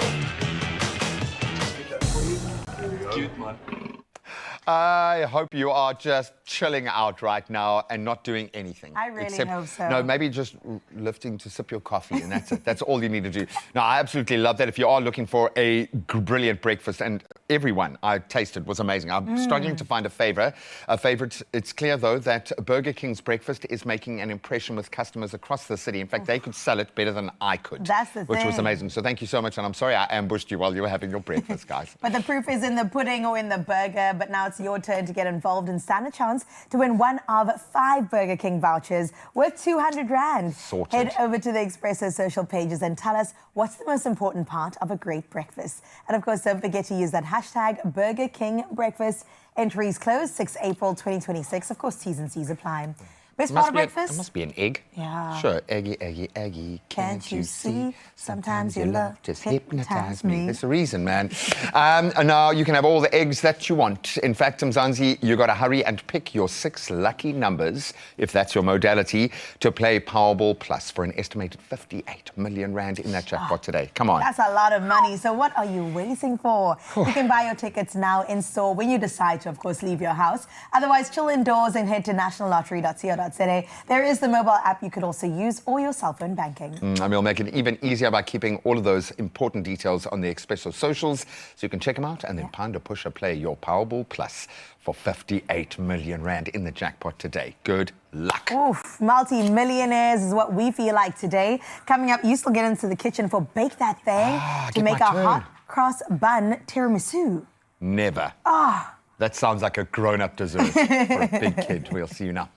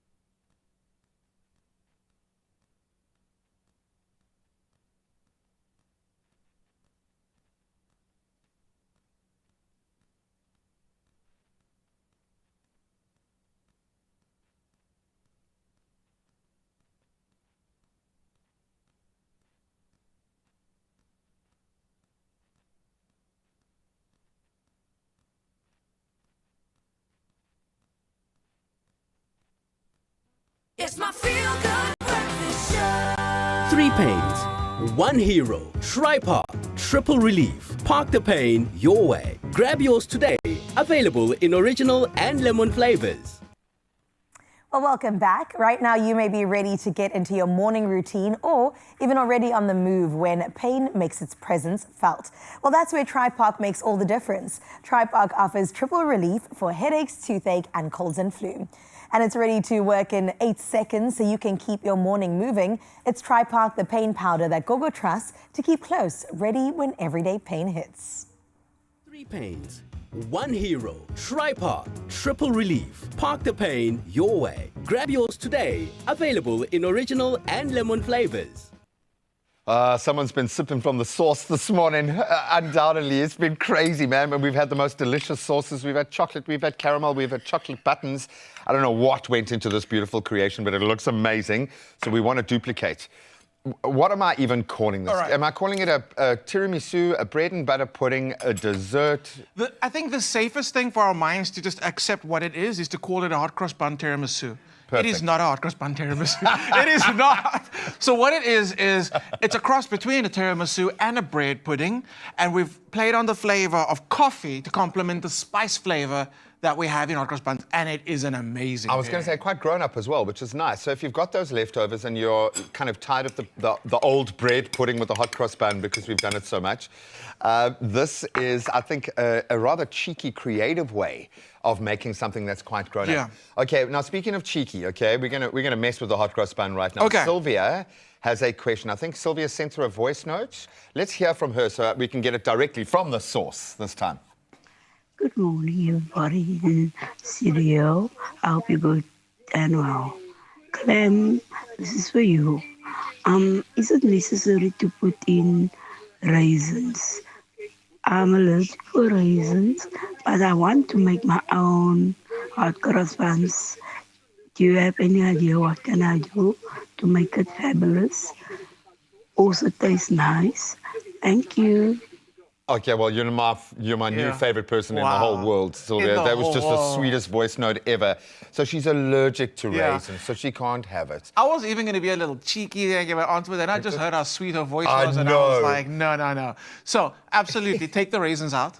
Because they're not just raisins in it. They complement the flavors. They're playing a part there, right? They do. And then they have their place there. But if you're allergic, and here's the one thing that I'm really adamant about.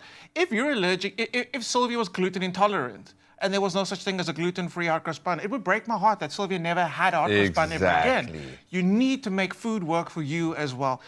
Raisins are part of the traditional recipe, but it doesn't work for you for a specific reason. Take it out. What are we going to put in there if we're going to take Chocolate chips! Chocolate chips. Chocolate, caramel, whatever. Still makes it beautiful, gives you like a nice little bit of a depth to your hot cross bun. But again, you don't even need the chocolate chips. You can take it out completely. But if you do want to add something to replace our raisins, chocolate chips. Now, I wish somebody was here. I could ask her questions. Are you allergic to all candied fruit? Could you maybe do I love the fact that there are options out there. And thank you for letting us have a little bit of fun. And I hope you have an amazing Easter. Completely. And that's the bottom line. As Chef Clem constantly reinforces with me, the best way is your way. Your friend, I wasn't sure what you were going to say. I was like, the best way is what? Exactly. I say things. I say things. Most of what he says on live TV comes to him in dreams. Okay, so I've learned this about him. What is going on there? You seem to be doing a very chefy thing right now. Mascarpone, vanilla, a little bit of caster sugar. This is going to be our middle layer, that creamy layer. Okay, and then to that I'm going to add a little bit of cream for now. Do you call this something officially in Chefland? Because this strikes me as something that could be very useful across a lot of different desserts and sweet treats and things. Specifically with the mascarpone, I don't think it has an official name, but you're all right. We do use it in like tiramisu. We're going to use it in this dessert right now. We're going to call it a clementine. That's it. It's the clementine. Trademark. How do I make it? T-M. Trademark. Okay, cool. Now, I'm actually thinking that with like some beautiful Kit Kat bread with the softness and the sponginess of it, with some berries coming in season, and you cook that down, and then you use that mascarpone filling to like a berry bake. You know, it'll be... because it's rich without being overly rich. Right. Which is great. I like that. Okay, now we're going to go grown up. There we go. Hot cross bun. This is just coffee, but you can totally do coffee and coffee liqueur if you want to make it more grown up. A little bit goes a long way. Sorry, I didn't mean to get so excited when you said coffee liqueur. I was like a child hearing about Easter eggs there for a second. There we go. Oh, eggs. Okay, let's do this quickly. You can crack some eggs. I'm going to add some cream. We got the recipe right this time, guys. We actually did know what we were doing the first time. We did.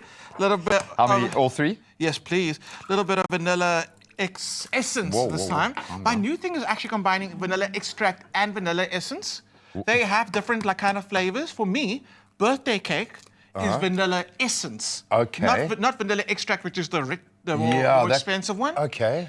It's the nostalgia of vanilla essence. It's a button. It's a dopamine button that gets pushed. Hey? That needs to go in birthday cakes because that's nostalgia factory. Completely. There we go. Okay, that's my theory. So 2 different types of vanilla. G's gonna mix that up, and a little bit of coffee, also a little bit of liqueur in that vanilla as well. Okay, just to layer You're gonna pour a little bit of that on to our hot cross bun. How's that Oi, G, you got it. You can do about half of that. About half. It's a very strange recipe because things kind of float around and kind of you're like, whoa, how does it come together? And then it bakes, and then it comes together. And then it looks spectacular. And pour that over. Oh, how much time do we have, G? I'm going to give you all the time you need. Oh, really? For something as beautiful as this, I'm gonna give you almost 3 minutes. We went from all the time in the world to 2 to 3. In our lives, trust me, time. 3 minutes is a lot of time, dude. So we're gonna spread that out. That looks beautiful. And then we're gonna do another layer of our hot cross. Should we go? There we go. Do it. Cut side down. I want all the beautiful ones. I'm gonna keep that one for something else. Okay. I want all those tops. How did this come to you in a dream? It kind of did, because we often see the bread pudding. OCDs are not going to be like, what? We often see bread pudding. Here we go. I'm borrowing from something else. We'll replace that later. We often see bread pudding being hot cross buns being turned into bread pudding, right? But I kind of feel like, yes, it's been done and it's always amazing, but there's an opportunity for a little bit of a gap. There's a gap there, yes. Of a literal filling, which is this. So. And this becomes more of a dessert for me. It just kind of elevates it a little bit, hey? It bakes, and it's going to be very runny. It has to set, and that's when you get that texture. Can we just apologize to all the OCD people in the planet right now who are watching this, who didn't see you cut that hot cross bun in half and just layer it in there? Are they feeling it? I'm not even OCD and I'm feeling it, dude. This one over here. I would imagine my wife right now is looking at the screen, she's scratching her neck. She's like, why is that one just standing out? But that's the special one. There we go. And here's what I want. I want you to recognize how you are the one that stands out right now, okay? You see. You be the one that stands out. Let me know. What is it that makes you stand out from the other hot cross buns in the world? Lucian Albertine looking at me like he's got the answer. He's got the answer. He knows. Okay, to the oven. To the oven. Okay, and then it bakes and it comes out. Remember, so when it comes out the oven, it's going to be a little loosey-goosey. Okay. It needs to set. And then what we done, hit it with some cocoa. We actually hit it. You hit it with some cocoa, man. We didn't know, okay? I say we because we don't say names, Jay. Hit it with some really good Dutch refined cocoa, the good stuff. And it looks dark. With a shotgun. It looks dark, but the cocoa goes on, and then we hit it with some more icing. I just wanted to see. But I'm thinking whoa. That texture, the mascarpone bakes, so you get this bread pudding, intense kind of coffee spice from the buns. That's called the Clementine effect. You don't just get that overnight. Oh my goodness, my friend. We put it back. This is right up your alley. Please try some. Do you notice the freakishly large one there when the others are all uniform? So she's majorly OCD, so I just wanted to, please, Lord. Look at that. I know, I tried with this one. I really did put in a lot of effort. I'm impressed. Also, it's right up your alley, caffeine, hot cross buns. I know. A bit of Easter, a bit of life, a bit of love. I know. You got whimsical today, hey? Yeah, I'm feeling it. Yeah, the Easter bunny You're effect. there. It's your imagination has gone flight. Okay. Are you going to have some? I think you should go first. Are we all just digging in spoons? I think so. I'm going to bring it a little bit closer to us. Thank you. Nice. You superstar, go for it. Okay, I'm going to take from here because it's just calling my name. Wow. Is there banana in here? No. That's probably the one. Sorry, I thought I smelled banana. Sorry. It's the one thing that's not in here, interestingly, if you downloaded scanned the QR code and got the... The Easter bunny effect, you say? It's got me in a chokehold. It's been happening the whole day everywhere here. The Easter Bunny effect is real. That is great. Are you going in? You go next. Okay. And you know what? You can almost taste the banana. You can almost taste the banana. All right, we will enjoy this delicious tiramisu with hot cross buns. The recipe can be found on expressoshow.com, and we'll see you straight after this. You going with a clean Sans spoon? bananas. Hi guys, we're the Gut Girls and we're super excited to have partnered with Entiro in their Feed the Good campaign. You stand a chance of winning one of 3 Le Creuset 5,000 Rand hampers weekly. Head over to the Entiro website and download the Feed the Good recipe booklet. You then cook one of these recipes, take a picture and upload it to your social media platform and tag Entiro Probiotic. If you missed any of the details, find them in the caption below as well as the T's and C's.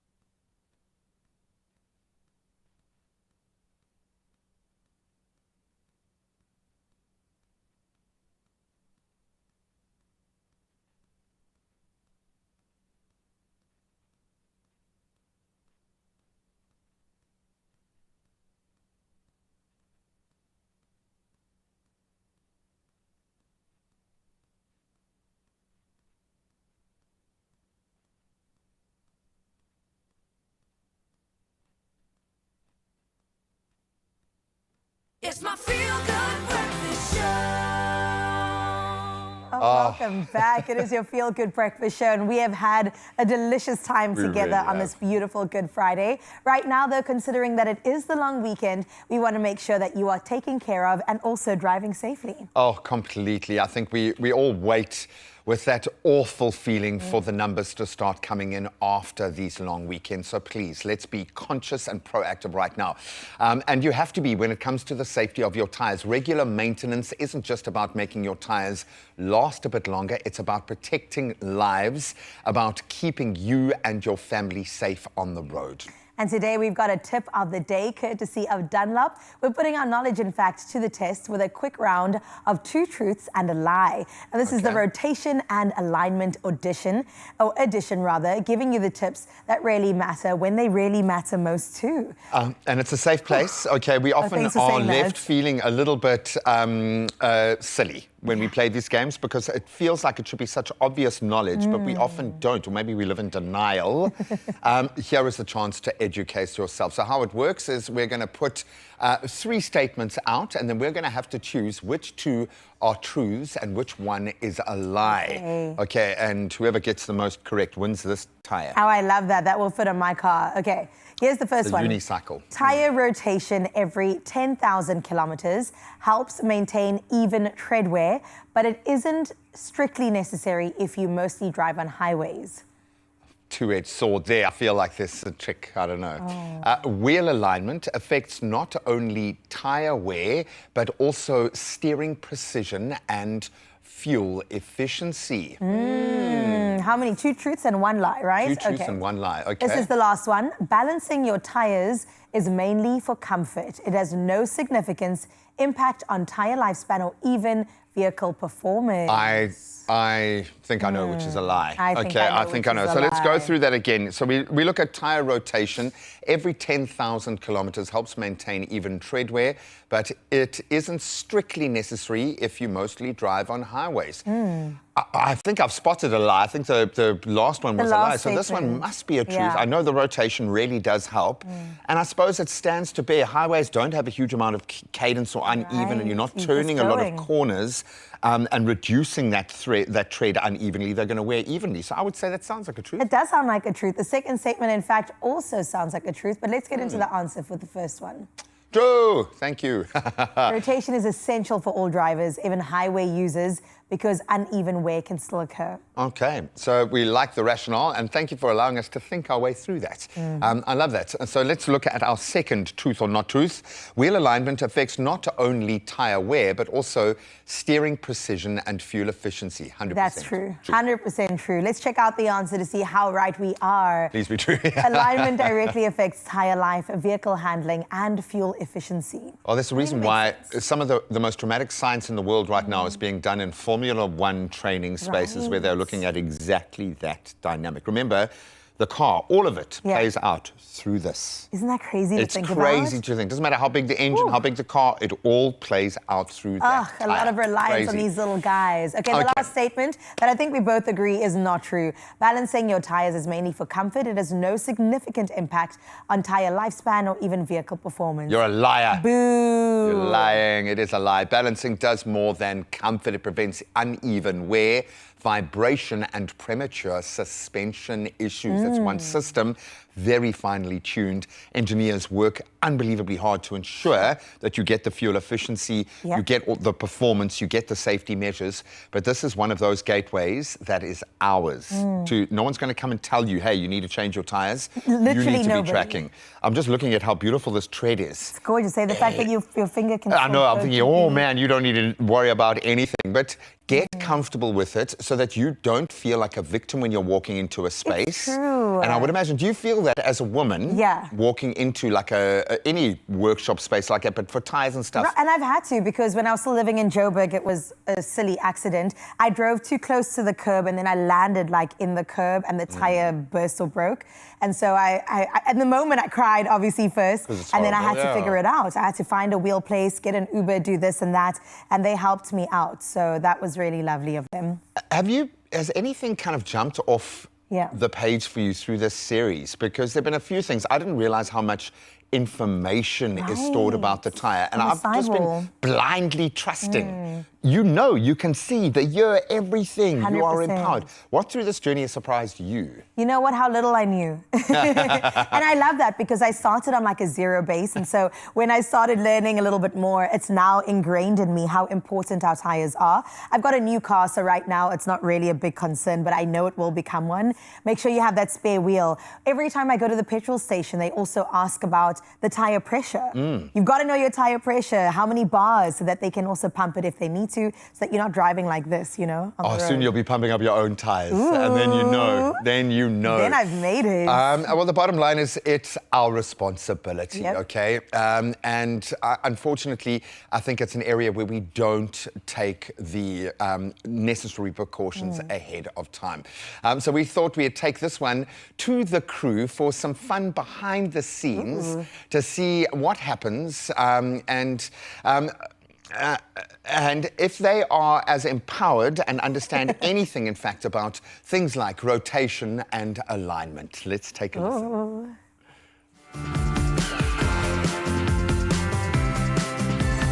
Tire rotation every 10,000 kilometers helps maintain even tread wear, but it isn't strictly necessary if you mostly drive on highways. Bianca, you're just saying words now. True. I'm gonna go with true. Okay. Wheel alignment affects not only tire wear, but also steering position and fuel efficiency. That's definitely true. Definitely true. Yeah. Balancing your tires Lies. is mainly for comfort. It has no significant impact on tire lifespan or vehicle performance. I knew she was a liar. It's a big fat lie. A big fat liar, Bianca. I say it every day. I do do say it every day. No, well done. I think the whole team has been empowered through this Yes. process, and hopefully you're spreading the word. And right now, today, you're going to go outside and take a look at your tread and make sure that your tires are okay. Please do. Now, this may have been two truths and one lie, but on the road, there's no guessing whatsoever. But this has been your Dunlop reminder to rotate, to balance, and of course, align your tires regularly. And this long weekend, stay safe there on the roads. Please. The Grand Trek 85 and Dunlop Motorsport range, made for South African roads and adventures. Dunlop Tires South Africa, taking you beyond. And that brings us straight into your last bit of news for this morning. It is a few minutes before 8 o'clock. Let's get straight into it. Now, we first are talking about the roads, in fact, nationally, where Transport Minister Barbara Creecy has said that more than 500 drivers have been arrested, and that has been for drunk driving during the Easter Road Safety Campaign, while over 1,100 vehicles have been impounded for lacking permits. Now, more than 374,000 vehicles have been stopped at 321 roadblocks, with over 1,100 declared unroadworthy. She also raised concern over pedestrian safety after dozens were arrested for crossing highways illegally. Now, with traffic volumes rising, authorities have increased round-the-clock enforcement, and that's to reduce fatalities as well as crashes. Well, let's stick into national news for the next story, and we are talking about President Cyril Ramaphosa, who has appointed Dr. Ngobani Johnston Makubu as the new Commissioner of the South African Revenue Service, otherwise known as SARS, effective from the 1st of May, and that is for a 5-year term. Now, Makubu succeeds Edward Kisvetter and currently serves as Deputy Commissioner. With over 17 years' experience, he has played a key role in shaping SARS's strategy. Now, Ramaphosa praised the smooth transition and also commended Kisvetter for strengthening revenue collection and fiscal stability during his tenure. Let's get into your international news that's making headlines, where 12 deportees from the United States arrived in Uganda, the first under a bilateral agreement, making the country a destination for individuals the U.S. cannot return to their home nations. Now, the transfer reflects the expansion of President Donald Trump's third country deportation policy, which has faced human rights criticism for sending people to unfamiliar countries. Now, the Uganda Law Society described the process as harrowing and plans to challenge its legality in court, while the U.S. Embassy emphasized cooperation under the Safe Third Country Agreement. In other news, U.S. President Donald Trump has shared a video on social media of a strike on a bridge in Karaj, Iran. Now, Trump said the under-construction bridge had, quote, come tumbling down. He also warned Iran should make a deal before there is nothing left, drawing threats of retaliation from Tehran and sending oil prices even higher. Now, dozens of countries are meanwhile scrambling to restore vital energy flows through the Strait of Hormuz after Trump vowed intensified military action. European nations said they will only support securing the route if a ceasefire is reached. And closing off on this story, where we want you to meet Louis, officially Louis Vuitton, a fearless 6-year-old feline from Surrey in Canada who treats the heavily guarded US-Canada border like a casual stroll.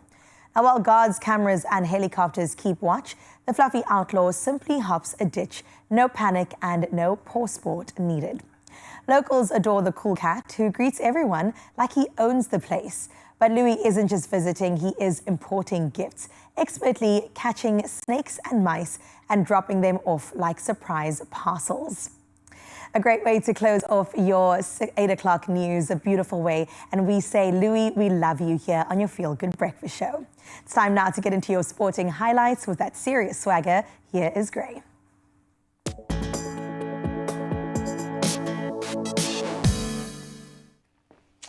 Thank you, my friend. Let's start with cricketing news. All heating up in the IPL, and the Sunrisers Hyderabad, they produced a dominant all-round display yesterday to beat the Kolkata Knight Riders by 65 runs at Eden Gardens. Travis Head and Abhishek Sharma set the tone with a blistering 82-run opening stand, guiding the Sunrisers to 226 for 8. Despite some early fireworks from Finn Allen, the Kolkata Knight Riders collapsing to 161, with Jaydev Unadkat starring with the ball in hand. Now let's get into some high-stakes rugby as the Bulls have made some key changes ahead of their Champions Cup Last 16 clash up against a very much informed Glasgow Warriors. They've recalled Cameron Hanekom at number 8 and then restored David Kriel at fullback. Then Cheswell Juster's pace earns him the start, while Willie Leroux, he drops back to the bench as the Bulls target a very fast physical contest on the 4G surface, a bit of a tricky one.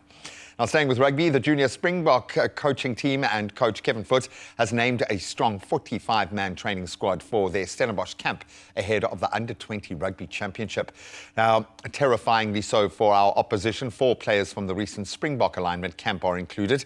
Riley Norton, then he returns to captain last year's title win as well, again, and then preparations obviously intensifying for that Gqeberha tournament. This is going to be a big one. All eyes in the world watching this team right now. Now we can get back into tennis as defending champion Jessica Pegula, who's had some tests, produced another spirited comeback to reach the Charleston Open quarterfinals, defeating Elisabetta Cocchiaretto 1-6, 6-1, 7-6.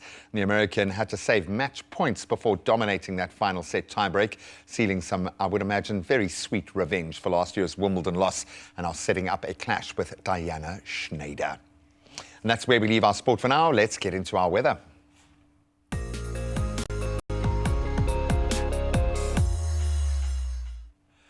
Polokwane is where we start our day, and this is what your day looks like, or at least the start. Mostly sunny skies, temps starting at a low 14, rising to a very pleasant 27 degrees. Going into the week, expect those sunny conditions to stick around, temps in the lower 30s, in fact.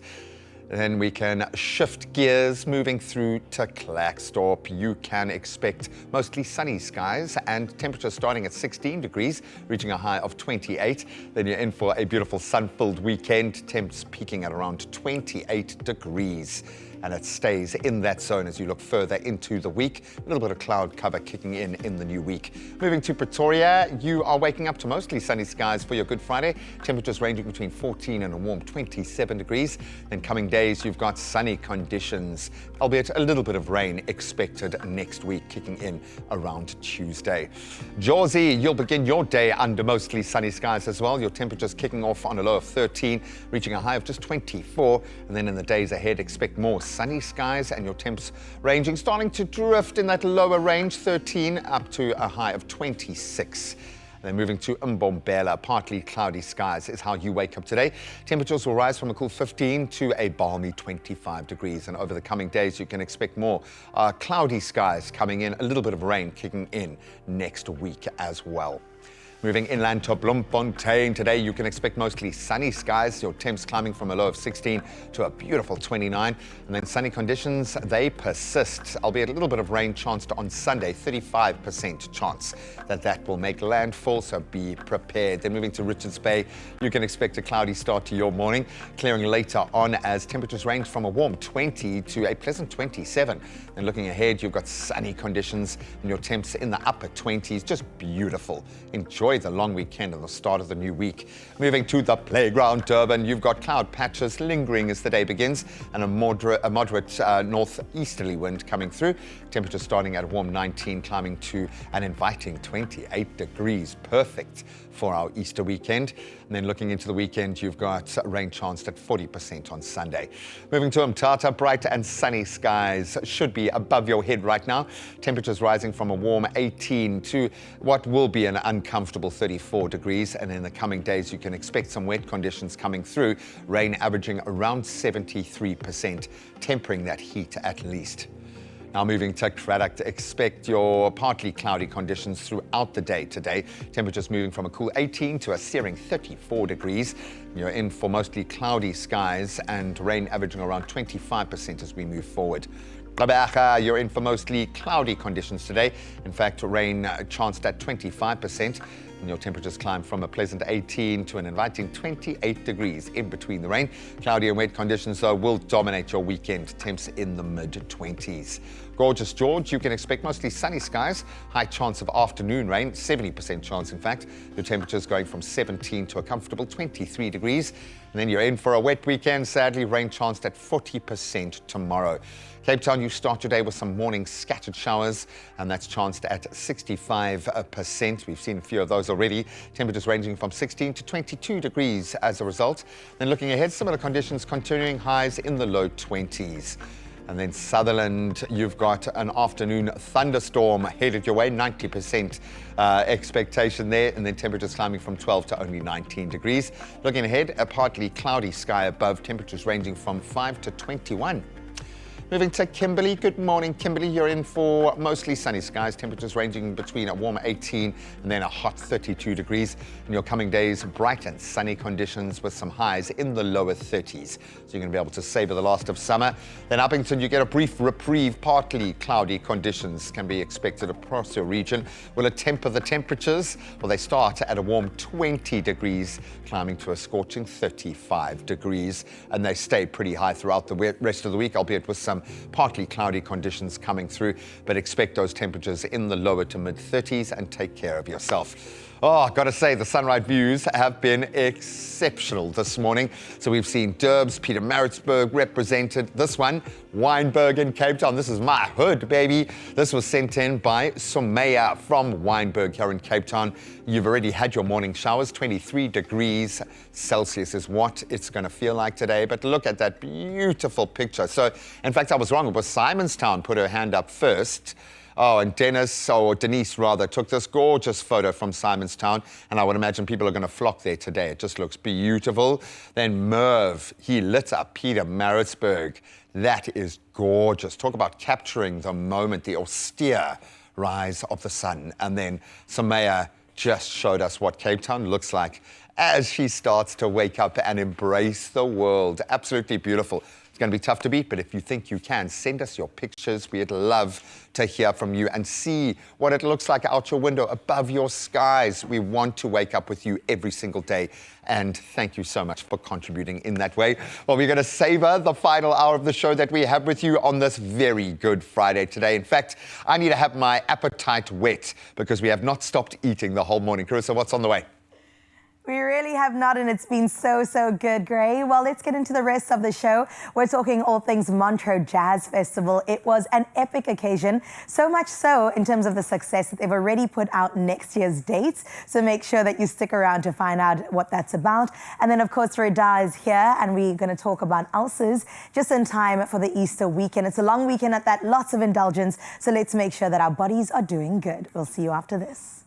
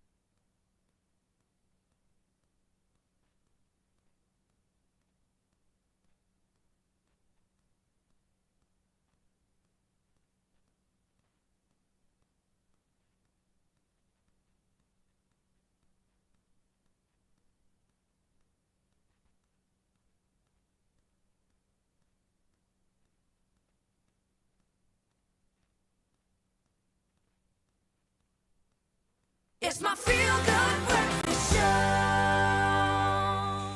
Whatever crazy conversation you're having right now, I want you to stop and delve into our conversation. I feel like in South Africa, your outdoor space is just as important as what's happening inside our home. And it should be, right? It should be, absolutely, because whether it's a quick braai or even a relaxed afternoon outdoors or just sitting outside after a long day, sometimes, especially at this point, you need those 5 minutes. That space becomes part of how you actually live. So when it comes to your outdoor space, what is yours giving right now? Because, I mean, it's completely set up so that we can spill out. Ooh, and I love that idea. We've got a tiny garden. It's about as big as this carpet.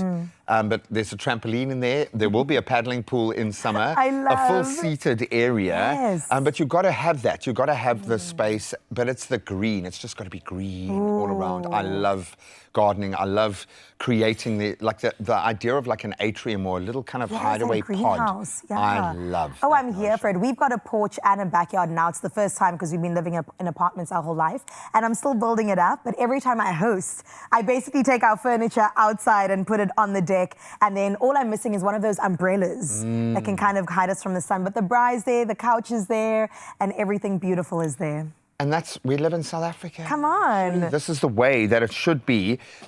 What would you like to upgrade in that area? If I could give you an unlimited budget. Yeah. And now knowing what we can achieve. Exactly. What would you like to do in I will say outdoor furniture is not cheap. So I would love to have permanent outdoor furniture that can stay there throughout every kind of weather. And then also that umbrella, I don't know what it's called, but it's got the cement bottom. Nice big base. Yes, Yeah, no, I know and exactly then it what you mean, opens up beautifully because I love spending time outdoors. I remember when I was a kid and my mom was very clever at figuring out like pressure points and love language and what we needed so she could get the most. And I would imagine as a single mom for a boy, it would have been quite challenging. Right. But she knew I needed like quiet places to be on my own. And there was this old swing chair that was set up next to a little pond outside. When I think of the maintenance and what it would have required her to do back then, it's so impressive. But I know she did it for me so that I could just lie there at like 4 o'clock in the afternoon and just be on that little like rickety old swing chair and just be there. That's some of my core memories still as a child, which is probably why I searched for those spaces. And that didn't require a massive transformation. It was a little old swing chair in a beautiful place outside. Sometimes. You need a corner outside. You must make sure you get it. Do you like hosting outside? Or I love it. Well, I braai. So you are the braai master. I'm constantly outside while I'm hosting. So I like it if everyone is kind of around. But I become quite draconian with my production line because it's always a lot of people. So you've got to kind of... so yeah, if the people can adapt it to me, better. Yeah. I like that. Well, my man and I kind of split the responsibilities. He's on the braai. I'm usually on all the sides and like hosting duty, making sure that people are okay. You know what I'm saying? Can I get you another drink? Oh, the chip's full, this, that, and the other. Have you braaied? Because I've seen the confidence and you see, why have I hit a nerve? Why do I need to when I've got a man that does it? I think there is as much wrong as there is right with that statement. So I'm gonna let it So slide. I have flipped it over and then basted. But from start to finish, no. I don't think I've ever basted anything in my life, eh? Wow, Gray, and you call yourself a braai master. Exactly. There's ways you braai and there's ways. It's crazy. We're going to break the internet. No, the bottom line is it becomes kind of a heart of the home. Yeah. Unintentionally, yet we aren't ever intentional about pouring energy into it, yet it's the place that we might get the most out of. I love that idea of spilling into the outdoors. That honestly just did it for me. And I think that's the thing, your outdoor space isn't about extra, it's about part of how you live, and it's where you relax, where you host, where you actually spend your time. So getting it right really makes all the difference. And that is exactly where Leroy Merlin comes in, and they are in our corner. Whether you are setting up a braai, maybe you want to get that area down, you're adding just a little bit of lighting or just making your space more comfortable, you're going to find absolutely everything you need to make it work, and of course the advice that you need. And with their Alberton store now officially open with all the fanfare, it is the perfect time to head through and get your space ready. Yes, I love that Kutle took us there as well, cutting those ribbons, having the celebration with the store manager too. But plus, listen to this, from the first 1st to the 5th of April, you can take part in the in-store treasure hunt and stand a chance to win a 50,000 Rand voucher. Can you imagine sorting your house out with that? But you know, this is one of those prizes that we can only mention at the end of one of these conversations, because if we say it at the beginning, you will literally get up and stop watching the show and leave. I don't know if the store's open yet. But please, their team was so enthused and just so passionately excited about the opening of the store. So please give them lots of love when you see them at the Alberton store. Now, this begs the question, I think we've seen this post-COVID, the whole South Africa wants to be outdoors. It's true. So if you're going to host a music festival, please, can we put it in a beautiful outdoor setting? The best setting that ever setted.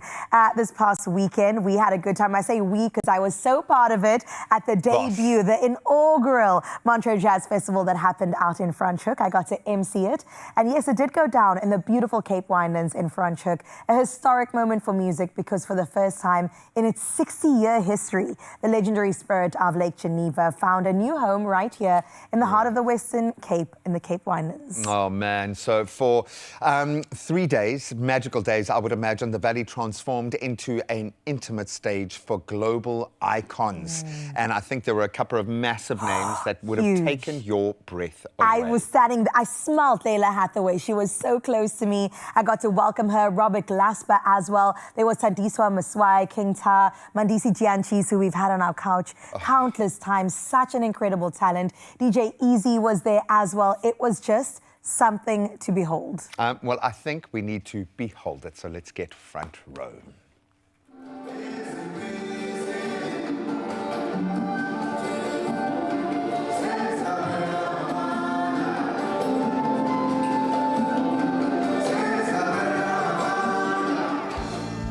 With the format for the festival this year, we really wanted to showcase Franschhoek. We're taking over the town, basically.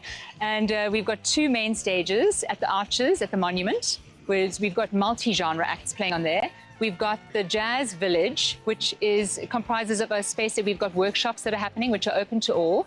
Incredible. We've got some of the artists going to be doing some workshops for us.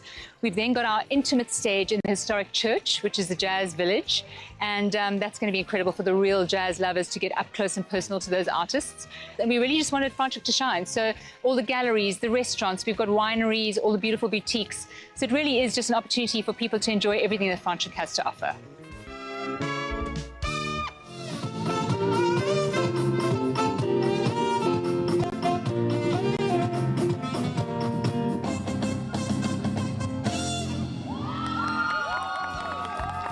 The combination of big established international artists and having local artists, for me, is such an encouraging space. For us as the public, is amazing. It just gives us so much more opportunity to come and enjoy, especially a town like Franschhoek. What I'm looking forward to most is, well, I already got number 1, and that's the scenery. And number 2, the music, the vibes. What's important is sharing music, because every musical note has been played out there. And now we're just relaying it. It's like passing a broken telephone kind of vibes. Good music, international, national, everything's just the vibe. I love jazz so much. I think jazz just feeds my soul. I grew up listening to jazz. And another thing about jazz, it brings people together. Jazz is so rich. I just love jazz. So we've got some of our local talent, which is Tandiswa Mazwai, Mandisi Diantis, who's playing Brother Kajenga. We've got Carl Shepard, Ramon Alexander. There's so many of them that are playing. There's just so much on offer, and we're really excited for everybody to experience it. Ain't gonna take it anymore. Let me hear you. Let the people sing. Let the people sing. What you trying to stop us for? This is the first year of many. We're really excited about this being a powerful event for Franschhoek and for South Africa for years to come. And if you didn't get a chance to get down to be with us, make sure you watch the space, because we're going to be announcing the date soon for our next year, 2027 event, and we'd love you to be here to experience it with us. What a cool crowd. Sure. Hey? Different kind of crowd. So that was a big jazz weekend in Cape Town. There was so much Massive, happening yeah. around the city, on the ground, in different pockets. And they really stood out in bringing like a prestigious, different touch on jazz. Can I ask you the most ungrained question? You can. What did you wear, Oh, girl? it was a tough one. I heard via our social media team that it was a particularly moment. It was great. So do you mind if we basically, take a look? I went with an outfit by a local designer named Victory, and both outfits were denim on denim, but like with a touch. And I just Super thought it cool, was man. cool. That was me jamming to DJ Zintle. She is incredible, as she always Now is. you understand why she's a global Global name, yeah. icon in and of itself. So just like these really That dope is denim too cool for pants. school, Hair girl. was doing its thing. Everyone was, I think, very impressed with me, and obviously that made me feel good. They said, "Oh, she cleans up nicely." I said, "Yeah." Yeah. Put me on a stage more often. Oh, So it was a man. lot of fun, even with my 98% voice. I was out there. I know, we've been writing that the last 2% for the last week, so I appreciate the fact. while. But no, if you're going to spend your voice on an audience like that, on That's the superstars like way. that, that's how you should Absolutely. use this credit, okay? That's it, man. Well done. Well done to the SABC for choosing to partner with this space as well. I think watch this space. We're going to be bringing out clearly more legends, but I love the fact that it's the audience, this eclectic, completely different looking audience. That is just so cool. So jazz enthusiasts, you are lucky if you live in South Africa. I would agree with that. Mind you, the first African debut of this festival, and we had the privilege of having it right here in the mother city. So we look forward to next year because, yes, they have announced that they will be coming back. The dates are out there, so make sure that you book some money, put it apart to, of course, save your ticket money. Book me again, too. Thank you. I heard on social media she was pretty good, and she looked great. I was the best. I'm just saying. I don't know.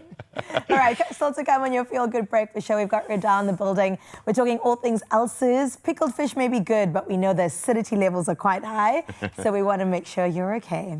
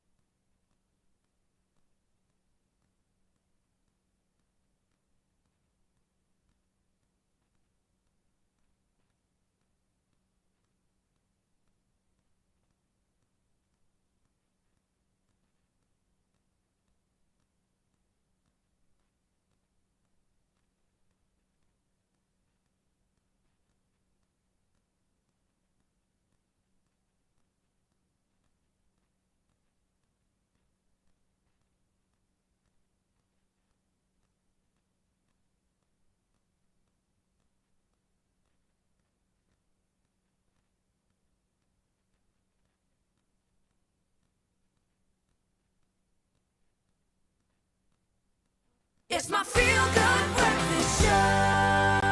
Welcome back. I think we're ready to embrace the fun of the Easter weekend, but it's also a bit of a tricky period. Many of us are going to indulged, maybe a little more than we should, certainly more than usual. Rich meals, sweet treats, everything in between, and we kind of, give ourselves the license to do that, but it also is a good time to check in on our stomach health, especially when it comes to understanding what might be putting it under pressure without us even realizing.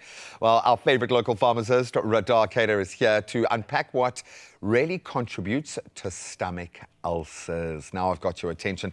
Thank you so much for being here on your actual day off today. So I love you for that, man. Thank you so much. No problem. This is one of those crazy things. It crosses our paths so often, but it kind of it lands differently for a lot of people. It can really affect you, but it often flies under the radar until it's too late. So let's start with the bigger picture. What is an ulcer? What's going on in our belly when an ulcer forms? So,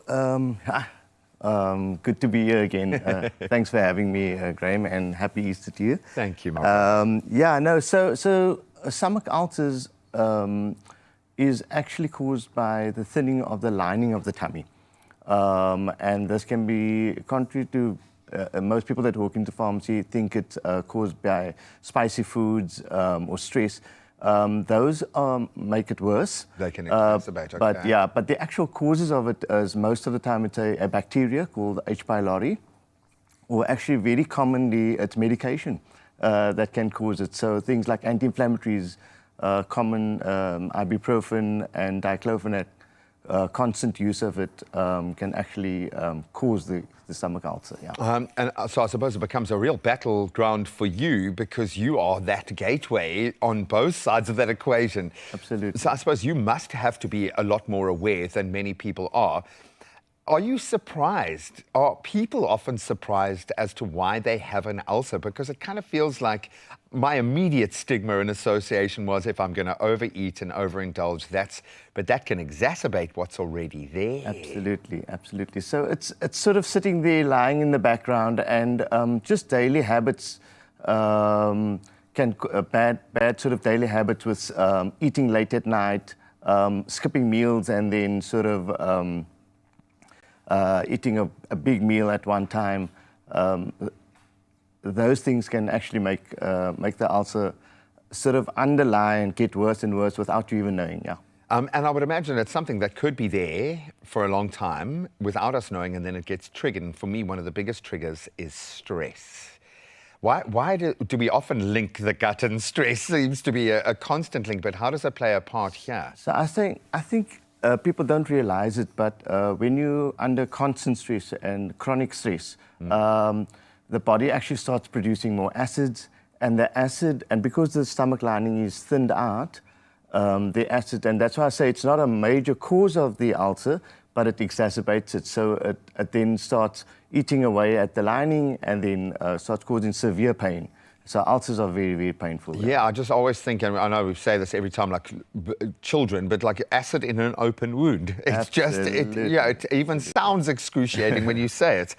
So medication's very much different. Maybe that's often stands in the way, so we just don't know where to begin when it comes to an ulcer. Where do we start? I think with medication, if your pharmacist's on the box, right, take this tablet 3 times a day, and they write specifically after food, most likely the reason for that would be because the lining of the stomach. Exactly. So things like anytime things like anti-inflammatories are taken, like ibuprofen, make sure that you're taking it with a meal.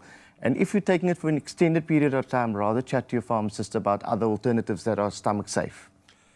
Because you have options. Definitely, these days we have options. And you are some of the most learned within the medical profession because of this, because you've got to stay up to date. So your learning continues daily, which I love the fact that we get to dip into the pinnacle of where science is right now from a medication perspective. But there was also a kind of a gut check moment, excuse the pun, of like, I could be doing things differently and saving myself a lot of pain and hassle. What are some of the big misconceptions or the habits you'd like to change in the people that come through your doors? So people don't realize. So as I said, we mentioned earlier, spicy foods, is the first thing that comes to mind. But simple things like smoking and alcohol are actually things that chip away at the stomach lining over time. So even some supplements that you think, oh no, it's just a supplement, but supplements that are sort of very high in calcium, can also chip away at that lining.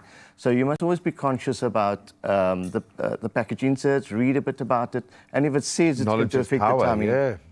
And just ask your avoid it. pharmacist about the eating thing, and I think that's a vitally important one because we hear that so often and we don't think about the why of it. Absolutely. If we want to rebuild, how does that look like, or where do we start? So there are medications available on the market that really, really help with just sort of binding to the mucosa and protecting the ulcer and allowing it to almost heal on the inside. So if you can imagine taking something when ulcers a sore wound and putting a plaster on so that it can heal, and the external sort of acidity and things like that. And also keeps that bacteria out as well. Keeps the bacteria out and also the acidity out so that it can heal on the inside. So there are things available and you're welcome to come check in. I was going to say, is that your tip ahead of the Easter weekend? Yeah. What is your tip for indulgence over this So period? I think pickled fish, which is the main ingredient, is acid. Acid, right? Yeah, so, you know, for me, it's all about balance. So you're going to meet family. That's what Easter's about, I guess. It's family, friends, feasting. Exactly. But I think it's all about the balance. And if you can sort of balance and look after your tummy and listen to your body, you know. And if you feel like you've had enough, I think then you should just take it easy. Yeah. So definitely enjoy the Easter weekend. Yeah, and then you can always see Radar on Tuesday. He'll have his doors open. Thank you so much, my friend. I think we just need to look after ourselves. Yes, we give ourselves the freedom to have fun, reward ourselves over these long weekends, really indulge. Just be careful out there. Don't drink and drive. Don't drink on an empty stomach. That's how we can keep ourselves and everyone else safe. Just those two notions. But I think we can be proactive here in the bigger picture. It really does come down to those everyday choices, the things that we don't always think twice about. But that really can have an impact over time, and quite a big impact. And as Radar very beautifully recommends, especially heading into a weekend like Easter, it's just about keeping that balance in mind and taking care of your stomach along the way. Find relief and feel better with Alsanic. Just 5 mils or 1 tablet goes a long way, and Alsanic is available without a prescription. Now, if you've been experiencing things like heartburn, nausea, or that burning feeling in your stomach, it could be a sign of a peptic ulcer. Now, Alsanic works by forming that protective coating over the stomach lining, helping to protect it from further irritation for up to 6 hours. And you can choose the option that suits you best, whether it's the suspension, the tablets, or the effervescent tablets. And you can also keep an eye out for Alsanic's refreshed packaging. Same value inside, though, coming to a pharmacy shelf soon. And while you're at it, you can also visit Alsanic's Facebook page, where you could win one of 5 2,500 Rand cash send vouchers. So enter now, and you might be one of our lucky winners. Good luck. Find relief and feel better with Alsanic. Just 5 mils or 1 tablet goes a long way, and Alsanic is available without a prescription. Well, now that you feel sorted with everything to do with the long weekend, we want to make sure we send you off into breakfast and also feeling good in the best way. So we have got breakfast covered when it comes to a crispy chili egg bagel. We can't wait to get into that with New Laid. And then, of course, your Friday dance brought to you straight out of Durban to the rest of the country, and the world will come your way straight after this.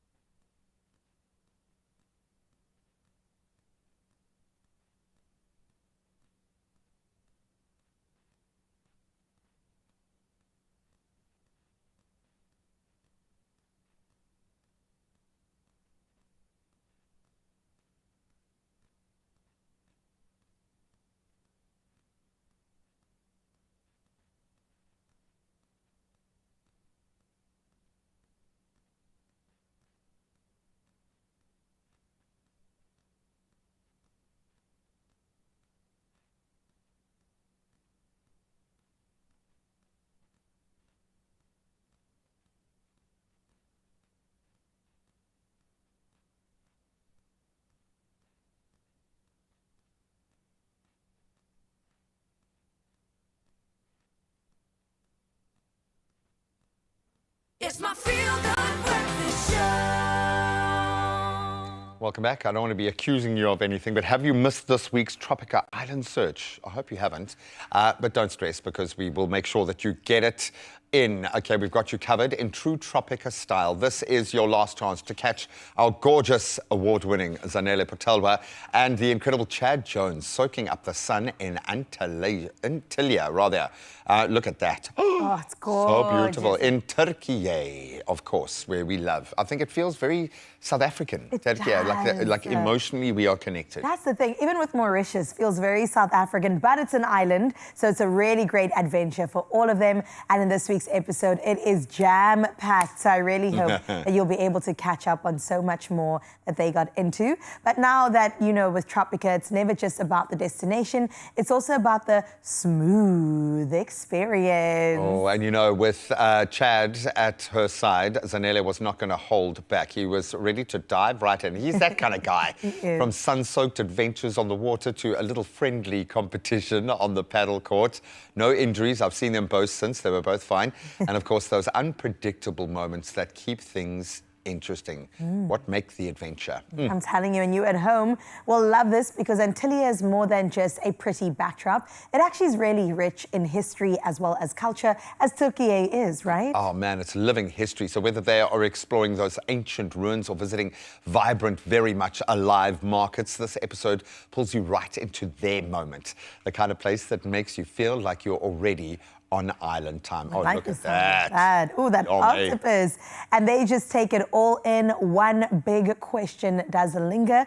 Could this be the next Tropica Island of treasure? It works. It ticks all the boxes. Okay. Why not? I like my islands a bit more remote. Okay, but bearing in mind not as accessible. Yeah, our poor crews have to go out there to these remote islands to film all of the madness and insanity. So a little bit closer to home, I don't know. All the destinations so far have been magical. 10 out of 10. So you can go ahead and catch Tropica Island Search today at 4 p.m. It happens on SABC 1 and see how that adventure does unfold. And then, of course, make sure that you are on the right with us here on Expresso on Monday because the search does continue. And trust us, you do not want to miss out on anything.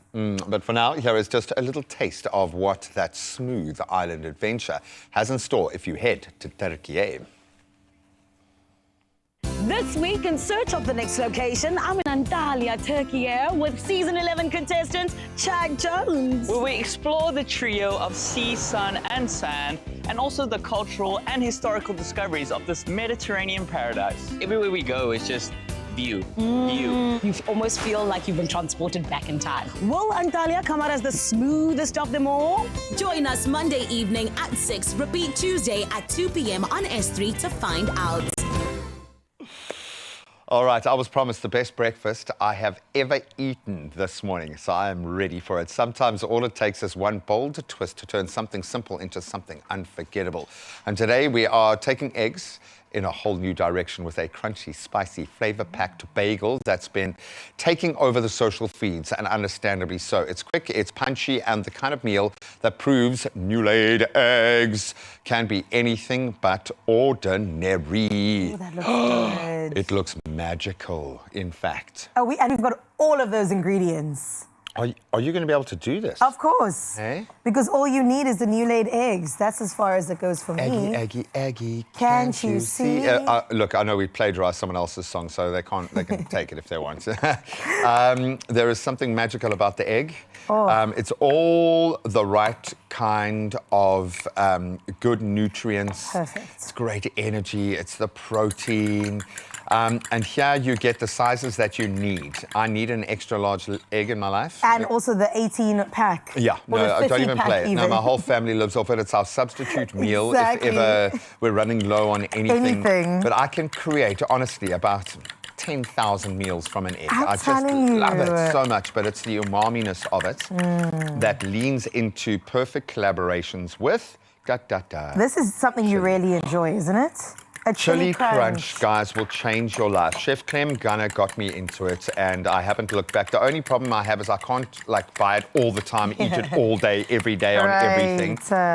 You've got to really treasure it because it's obviously created painstakingly created over time with some beautiful ingredients That's to get right. the most out of chili. And I You should love... try to make it. I'm going to put a bit of feta in here. you need a lot of chilies to be able to create something like this, so you get massive value out of it. But there are very few savory dishes that aren't improved by the chili crunch. I'm sorry. You'll push the boat out. You will really try things differently. For me, the egg yolk combination with the chili crunch. The richness with the spice. I'm getting quite excited about this on a whole different level, but I didn't think that food could affect me in this way. Did you get emotional for a I get a second? little emotional for the chili crunch. Okay. I'm getting a little emotional watching you do this crazy thing. So good. Okay, put the egg, salt and pepper, chili crunch. I even added a bit of feta. I took it off the heat because it was a little bit too hot. Okay. But then we're going to take our bagel. Okay. And we're going to place it down. I know, crazy. You are crazy. A little bit. And then we go in with our ingredients. I also maybe would have wilted my spinach a bit. Okay. But actually, I'm going to keep this one. Okay. I'm going to add, let's see. I'm going to add some feta. Because it's lovely. Because I can. I think it's supposed to go inside. Okay. Okay. So then... So now you're going to... Oh, look at that. It's like a But you cheese must- egg pancake. It is. Oh, my Okay, word. admittedly, I've Okay. never done this. I don't think anyone has ever done this before in this kitchen, girl. It is... You've got it. Hey! Look at that. Okay, now we can get crazy. Okay, there we go. Some feta. Let's just go in with the leftover man. feta. And feta, we often don't use in dishes like with, when you're melting the cheese or anything. But Yeah. I reckon it comes, you look at that beautiful crispiness. Beautiful. And it's obviously super salty as well. Oh, man, and they went in there with some berries even. Looked like. Okay, there we go. Then you flip it like so. You absolutely nailed it, girl. Did I? You absolutely nailed it. And then the bagel also gets nice and crispy on the top. And then we put some, I should have saved salt and pepper for the tomato, but that's okay. It's all right. And then, And yeah, you've got the feta. It's super salty, hey? Don't yeah, forget. you're right, actually. Super, super salty. Then you got to bring it in like a sandwich. Yeah. Like this. Just hold it there with your one little... It's going to flip back. Okay. Like this. I love it. This. Do you want me to hold one side? Yeah, because your fingers don't burn. Let me do it this way. It's the old asbestos hand. Oh, look. There you go. And that, I think, is beautiful. And then you got to flip it over. And now you're going to turn the whole thing. The whole thing. One to In- the other side. Wow. I'm gonna do Oh, this okay, like side. that. Okay. Okay, hold that side. Okay, go for it. Go, One, go. One, two, two, three. three. Ta-da!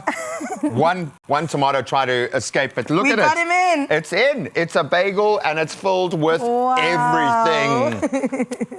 Oh, and that That tastes is like a slow amazing. Saturday morning attempt, right? I'm going to try and recreate this with my kids at home. Look at that. Yes. That is so clever. It's so delicious. It also gives me the vibes of like whatever's in your fridge. Yo, Whatever. just rock and roll. But the chili Okay, let's crunch is amazing. Okay, I'm going to bring this guy over and have a little bit of a taste. You can still hear the sizzling. Okay. That can be the topping. I want to get a little bit of everything. A little bit of a... You were very obvious in telling me this was a bagel when I arrived. It is a bagel. Why? Never question that that's a bagel. Were you worried that I wouldn't recognize it? Maybe. It's a softer bagel.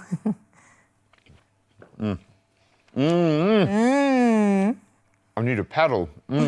Success! Oh, and there is some heat. The saltiness of the feta. Let's try it. Absolutely beautiful. Yeah, taste your My creation. creation. That is lovely. And it does kind of need the fresh tomato and the fresh It does, herbs yeah. just to kind of balance it out because there is quite a lot going on there.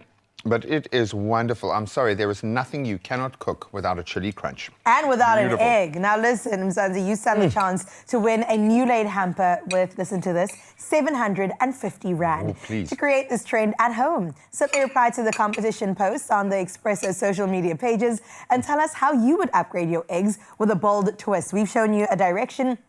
Go on TikTok for inspiration. It's okay. Don't forget to use that hashtag #NewLaidEggs. And that competition closes on the 6th of April. T's and C's, of course, can be found on expressoshow.com. So good. So good. So delicious. I'm going to have one more bite.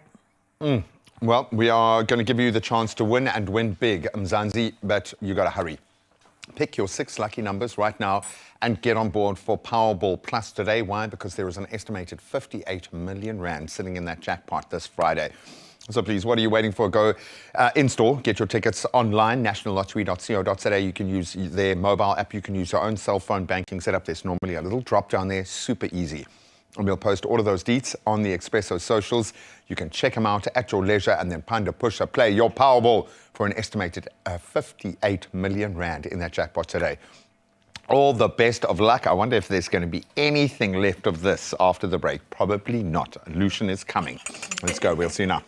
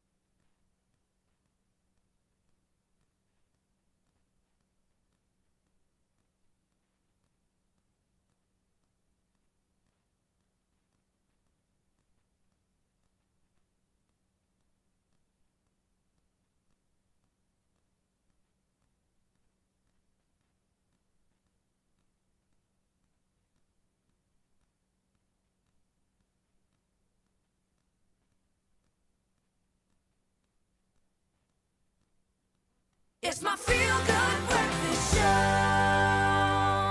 Happy Good Friday, you beautiful peeps. Welcome back to your feel-good start to a very good Friday today. It's been a wonderful day. Thank you so much. It's been such a good day. It's a pleasure. He's saying that because I made him breakfast. Oh, she did, and beautiful breakfast at that. It We're was a bagel. enjoying it, man. Easter is such a special time, filled with little moments that really stay with us forever. From family traditions to sweet treats and every single thing in between. Pickled fish, that's what I mean. Now today we're sharing some of those magical moments, and in front of us you can see the magic that we're talking about. And we do kind of tongue-in-the-cheek explore a lot of our traditions, but we've learned from just about every parenting expert how important it is to have those kind of traditions and rituals as a family. Is there one from your childhood that just stands out? When you think of Easter, what comes to Well, mind? there are two things, pickled fish 100%, but it's more the smell that starts like the Monday before because it's a process. It's a lot of vinegar or saying you've got to let that fish soak, but it's also picking the right fish. That's a whole process in and of itself, and the build up to the Friday the house where be you have funky it. for a couple of The house days. is funky with an O. And then, of course, the Easter egg hunt. My mom used to put it in between our clothes as we would get dressed on Easter morning, cute. and then we would select and choose and find them. And do that, yeah. Do you do stuff with your kids? We do it now, and I think it fed very much off my mom would just put in the effort. She would wake up Your early mom and is a create the. hero. No, she was on another level. She was so far ahead of the curve from a creative and a parenting perspective, and it was also quite beautiful and traditional because I find myself wanting to go back into that sense of tradition, especially in this crazy world where everything feels like it's just oversold and over-commercialized and over-screen, driven in that space. But being able to have those little moments with your kids, and I can remember what that felt like. I can remember the feeling actually of my bedroom door and what it looked like coming into that passageway to see the bunny footprints. And that feeling, I'm getting goosebumps thinking about it. So to be able to do that for my kids is just mind-blowing. That is Love so it. special. Love it. So what does Easter actually look like from you? Do you do the church in the morning and come home? Do you We dress get up, Do you I hide have to eggs? get up so early. Yeah, you do. And the problem is generally because it's a weekend, we will have had our late night the night before, so then it becomes a thing. But I do really enjoy it. And then the first half an hour will be wasted trying to get the first footprint right, trying to get the modality and ruin it, and then eventually you resort to your plan B, and it works just as well. You're like, why was I stressed anyway? And then you figure it out.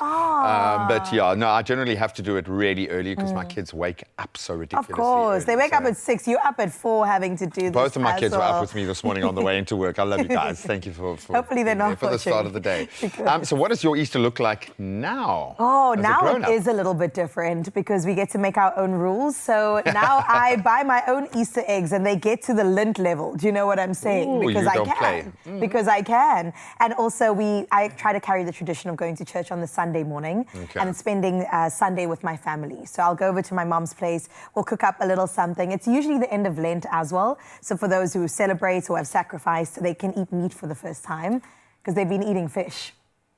Right? Yeah. Jeez, I'm just waiting for her to whip out the fish. It's coming. It's going to, Oh, the at some pickled fish point, goes in. It's coming. I'm just thinking now, I'm thinking how these moments would be amazing for your mom. Yeah.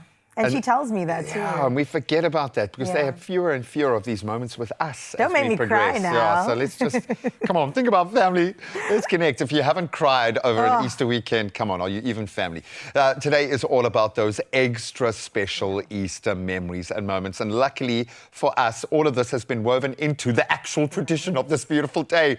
And earlier this week, we asked our viewers to let us know what some of your favorite, fondest Easter egg hunt memories are. So let's take a little look. Oh, Namosa Veronica Shabangu saying my fondest memory has to be the annual hunt in my grandparents' garden. They would hide the Woolies Easter marshmallow eggs in the most impossible spots, inside flower pots, even tucked into the low branches of trees. The best part wasn't just finding the chocolate, but the pure joy of running around with my siblings and cousins under the morning sun. It's a tradition that still makes me smile today. That is so That's what it's sweet. about. Thank you for sharing with us. We also had Linda get in touch, so let's see what she had to say. Every Easter growing up, my parents would turn our back garden into the ultimate treasure hunt. They'd hide chocolate eggs everywhere, tucked behind plants, under buckets, and in the most unexpected little corners. And I remember the excitement of running around, trying not to miss a single one, and in the thrill of each new discovery, using that hashtag Woolies Easter. Absolutely beautiful. Tasmeen had this to say, my gran hid some eggs for us to find and she forgot where she hid one of them, only to find it in the dishwasher later that day. I love that. That's That is very cute. Oh my gosh. And then on top of that, we've also got a 2,000 Rand Woolies gift card to give away. To enter, visit the Woolies competition post on our social media, Facebook, X or Instagram at Expresso Show is where you can find us. Then tell us, why do you think Woolies is the best place to shop this Easter?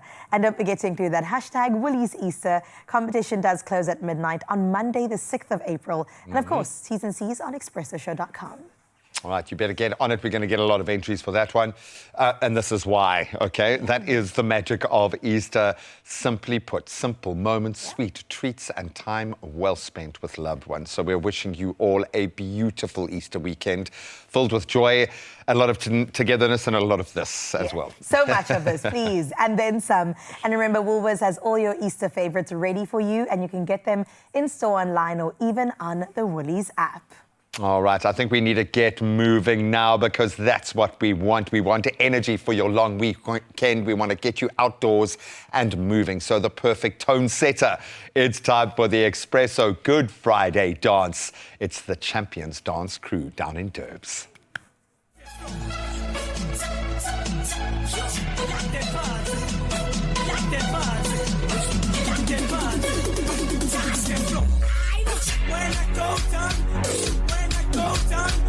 When I go down, baby, you feel me. When I go down, when I go down, when I go down, baby, you feel me. Touch the floor, touch the floor, touch the floor. It like that buzz, it like that buzz. Touch the floor, touch the floor. When I go down, when I go down. Go down, baby, you feel me. When I go down, when I go down, when I go down,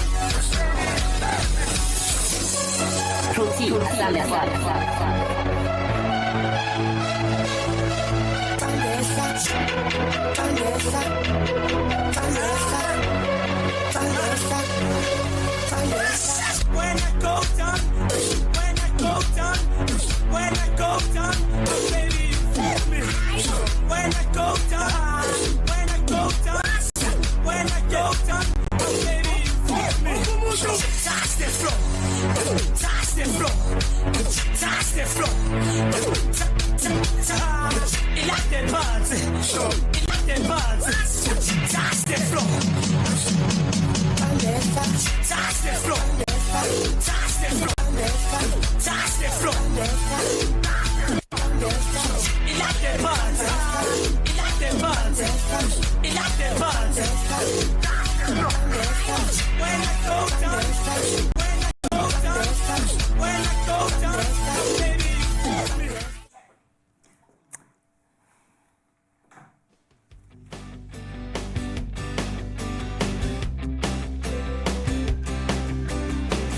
Another feel-good production.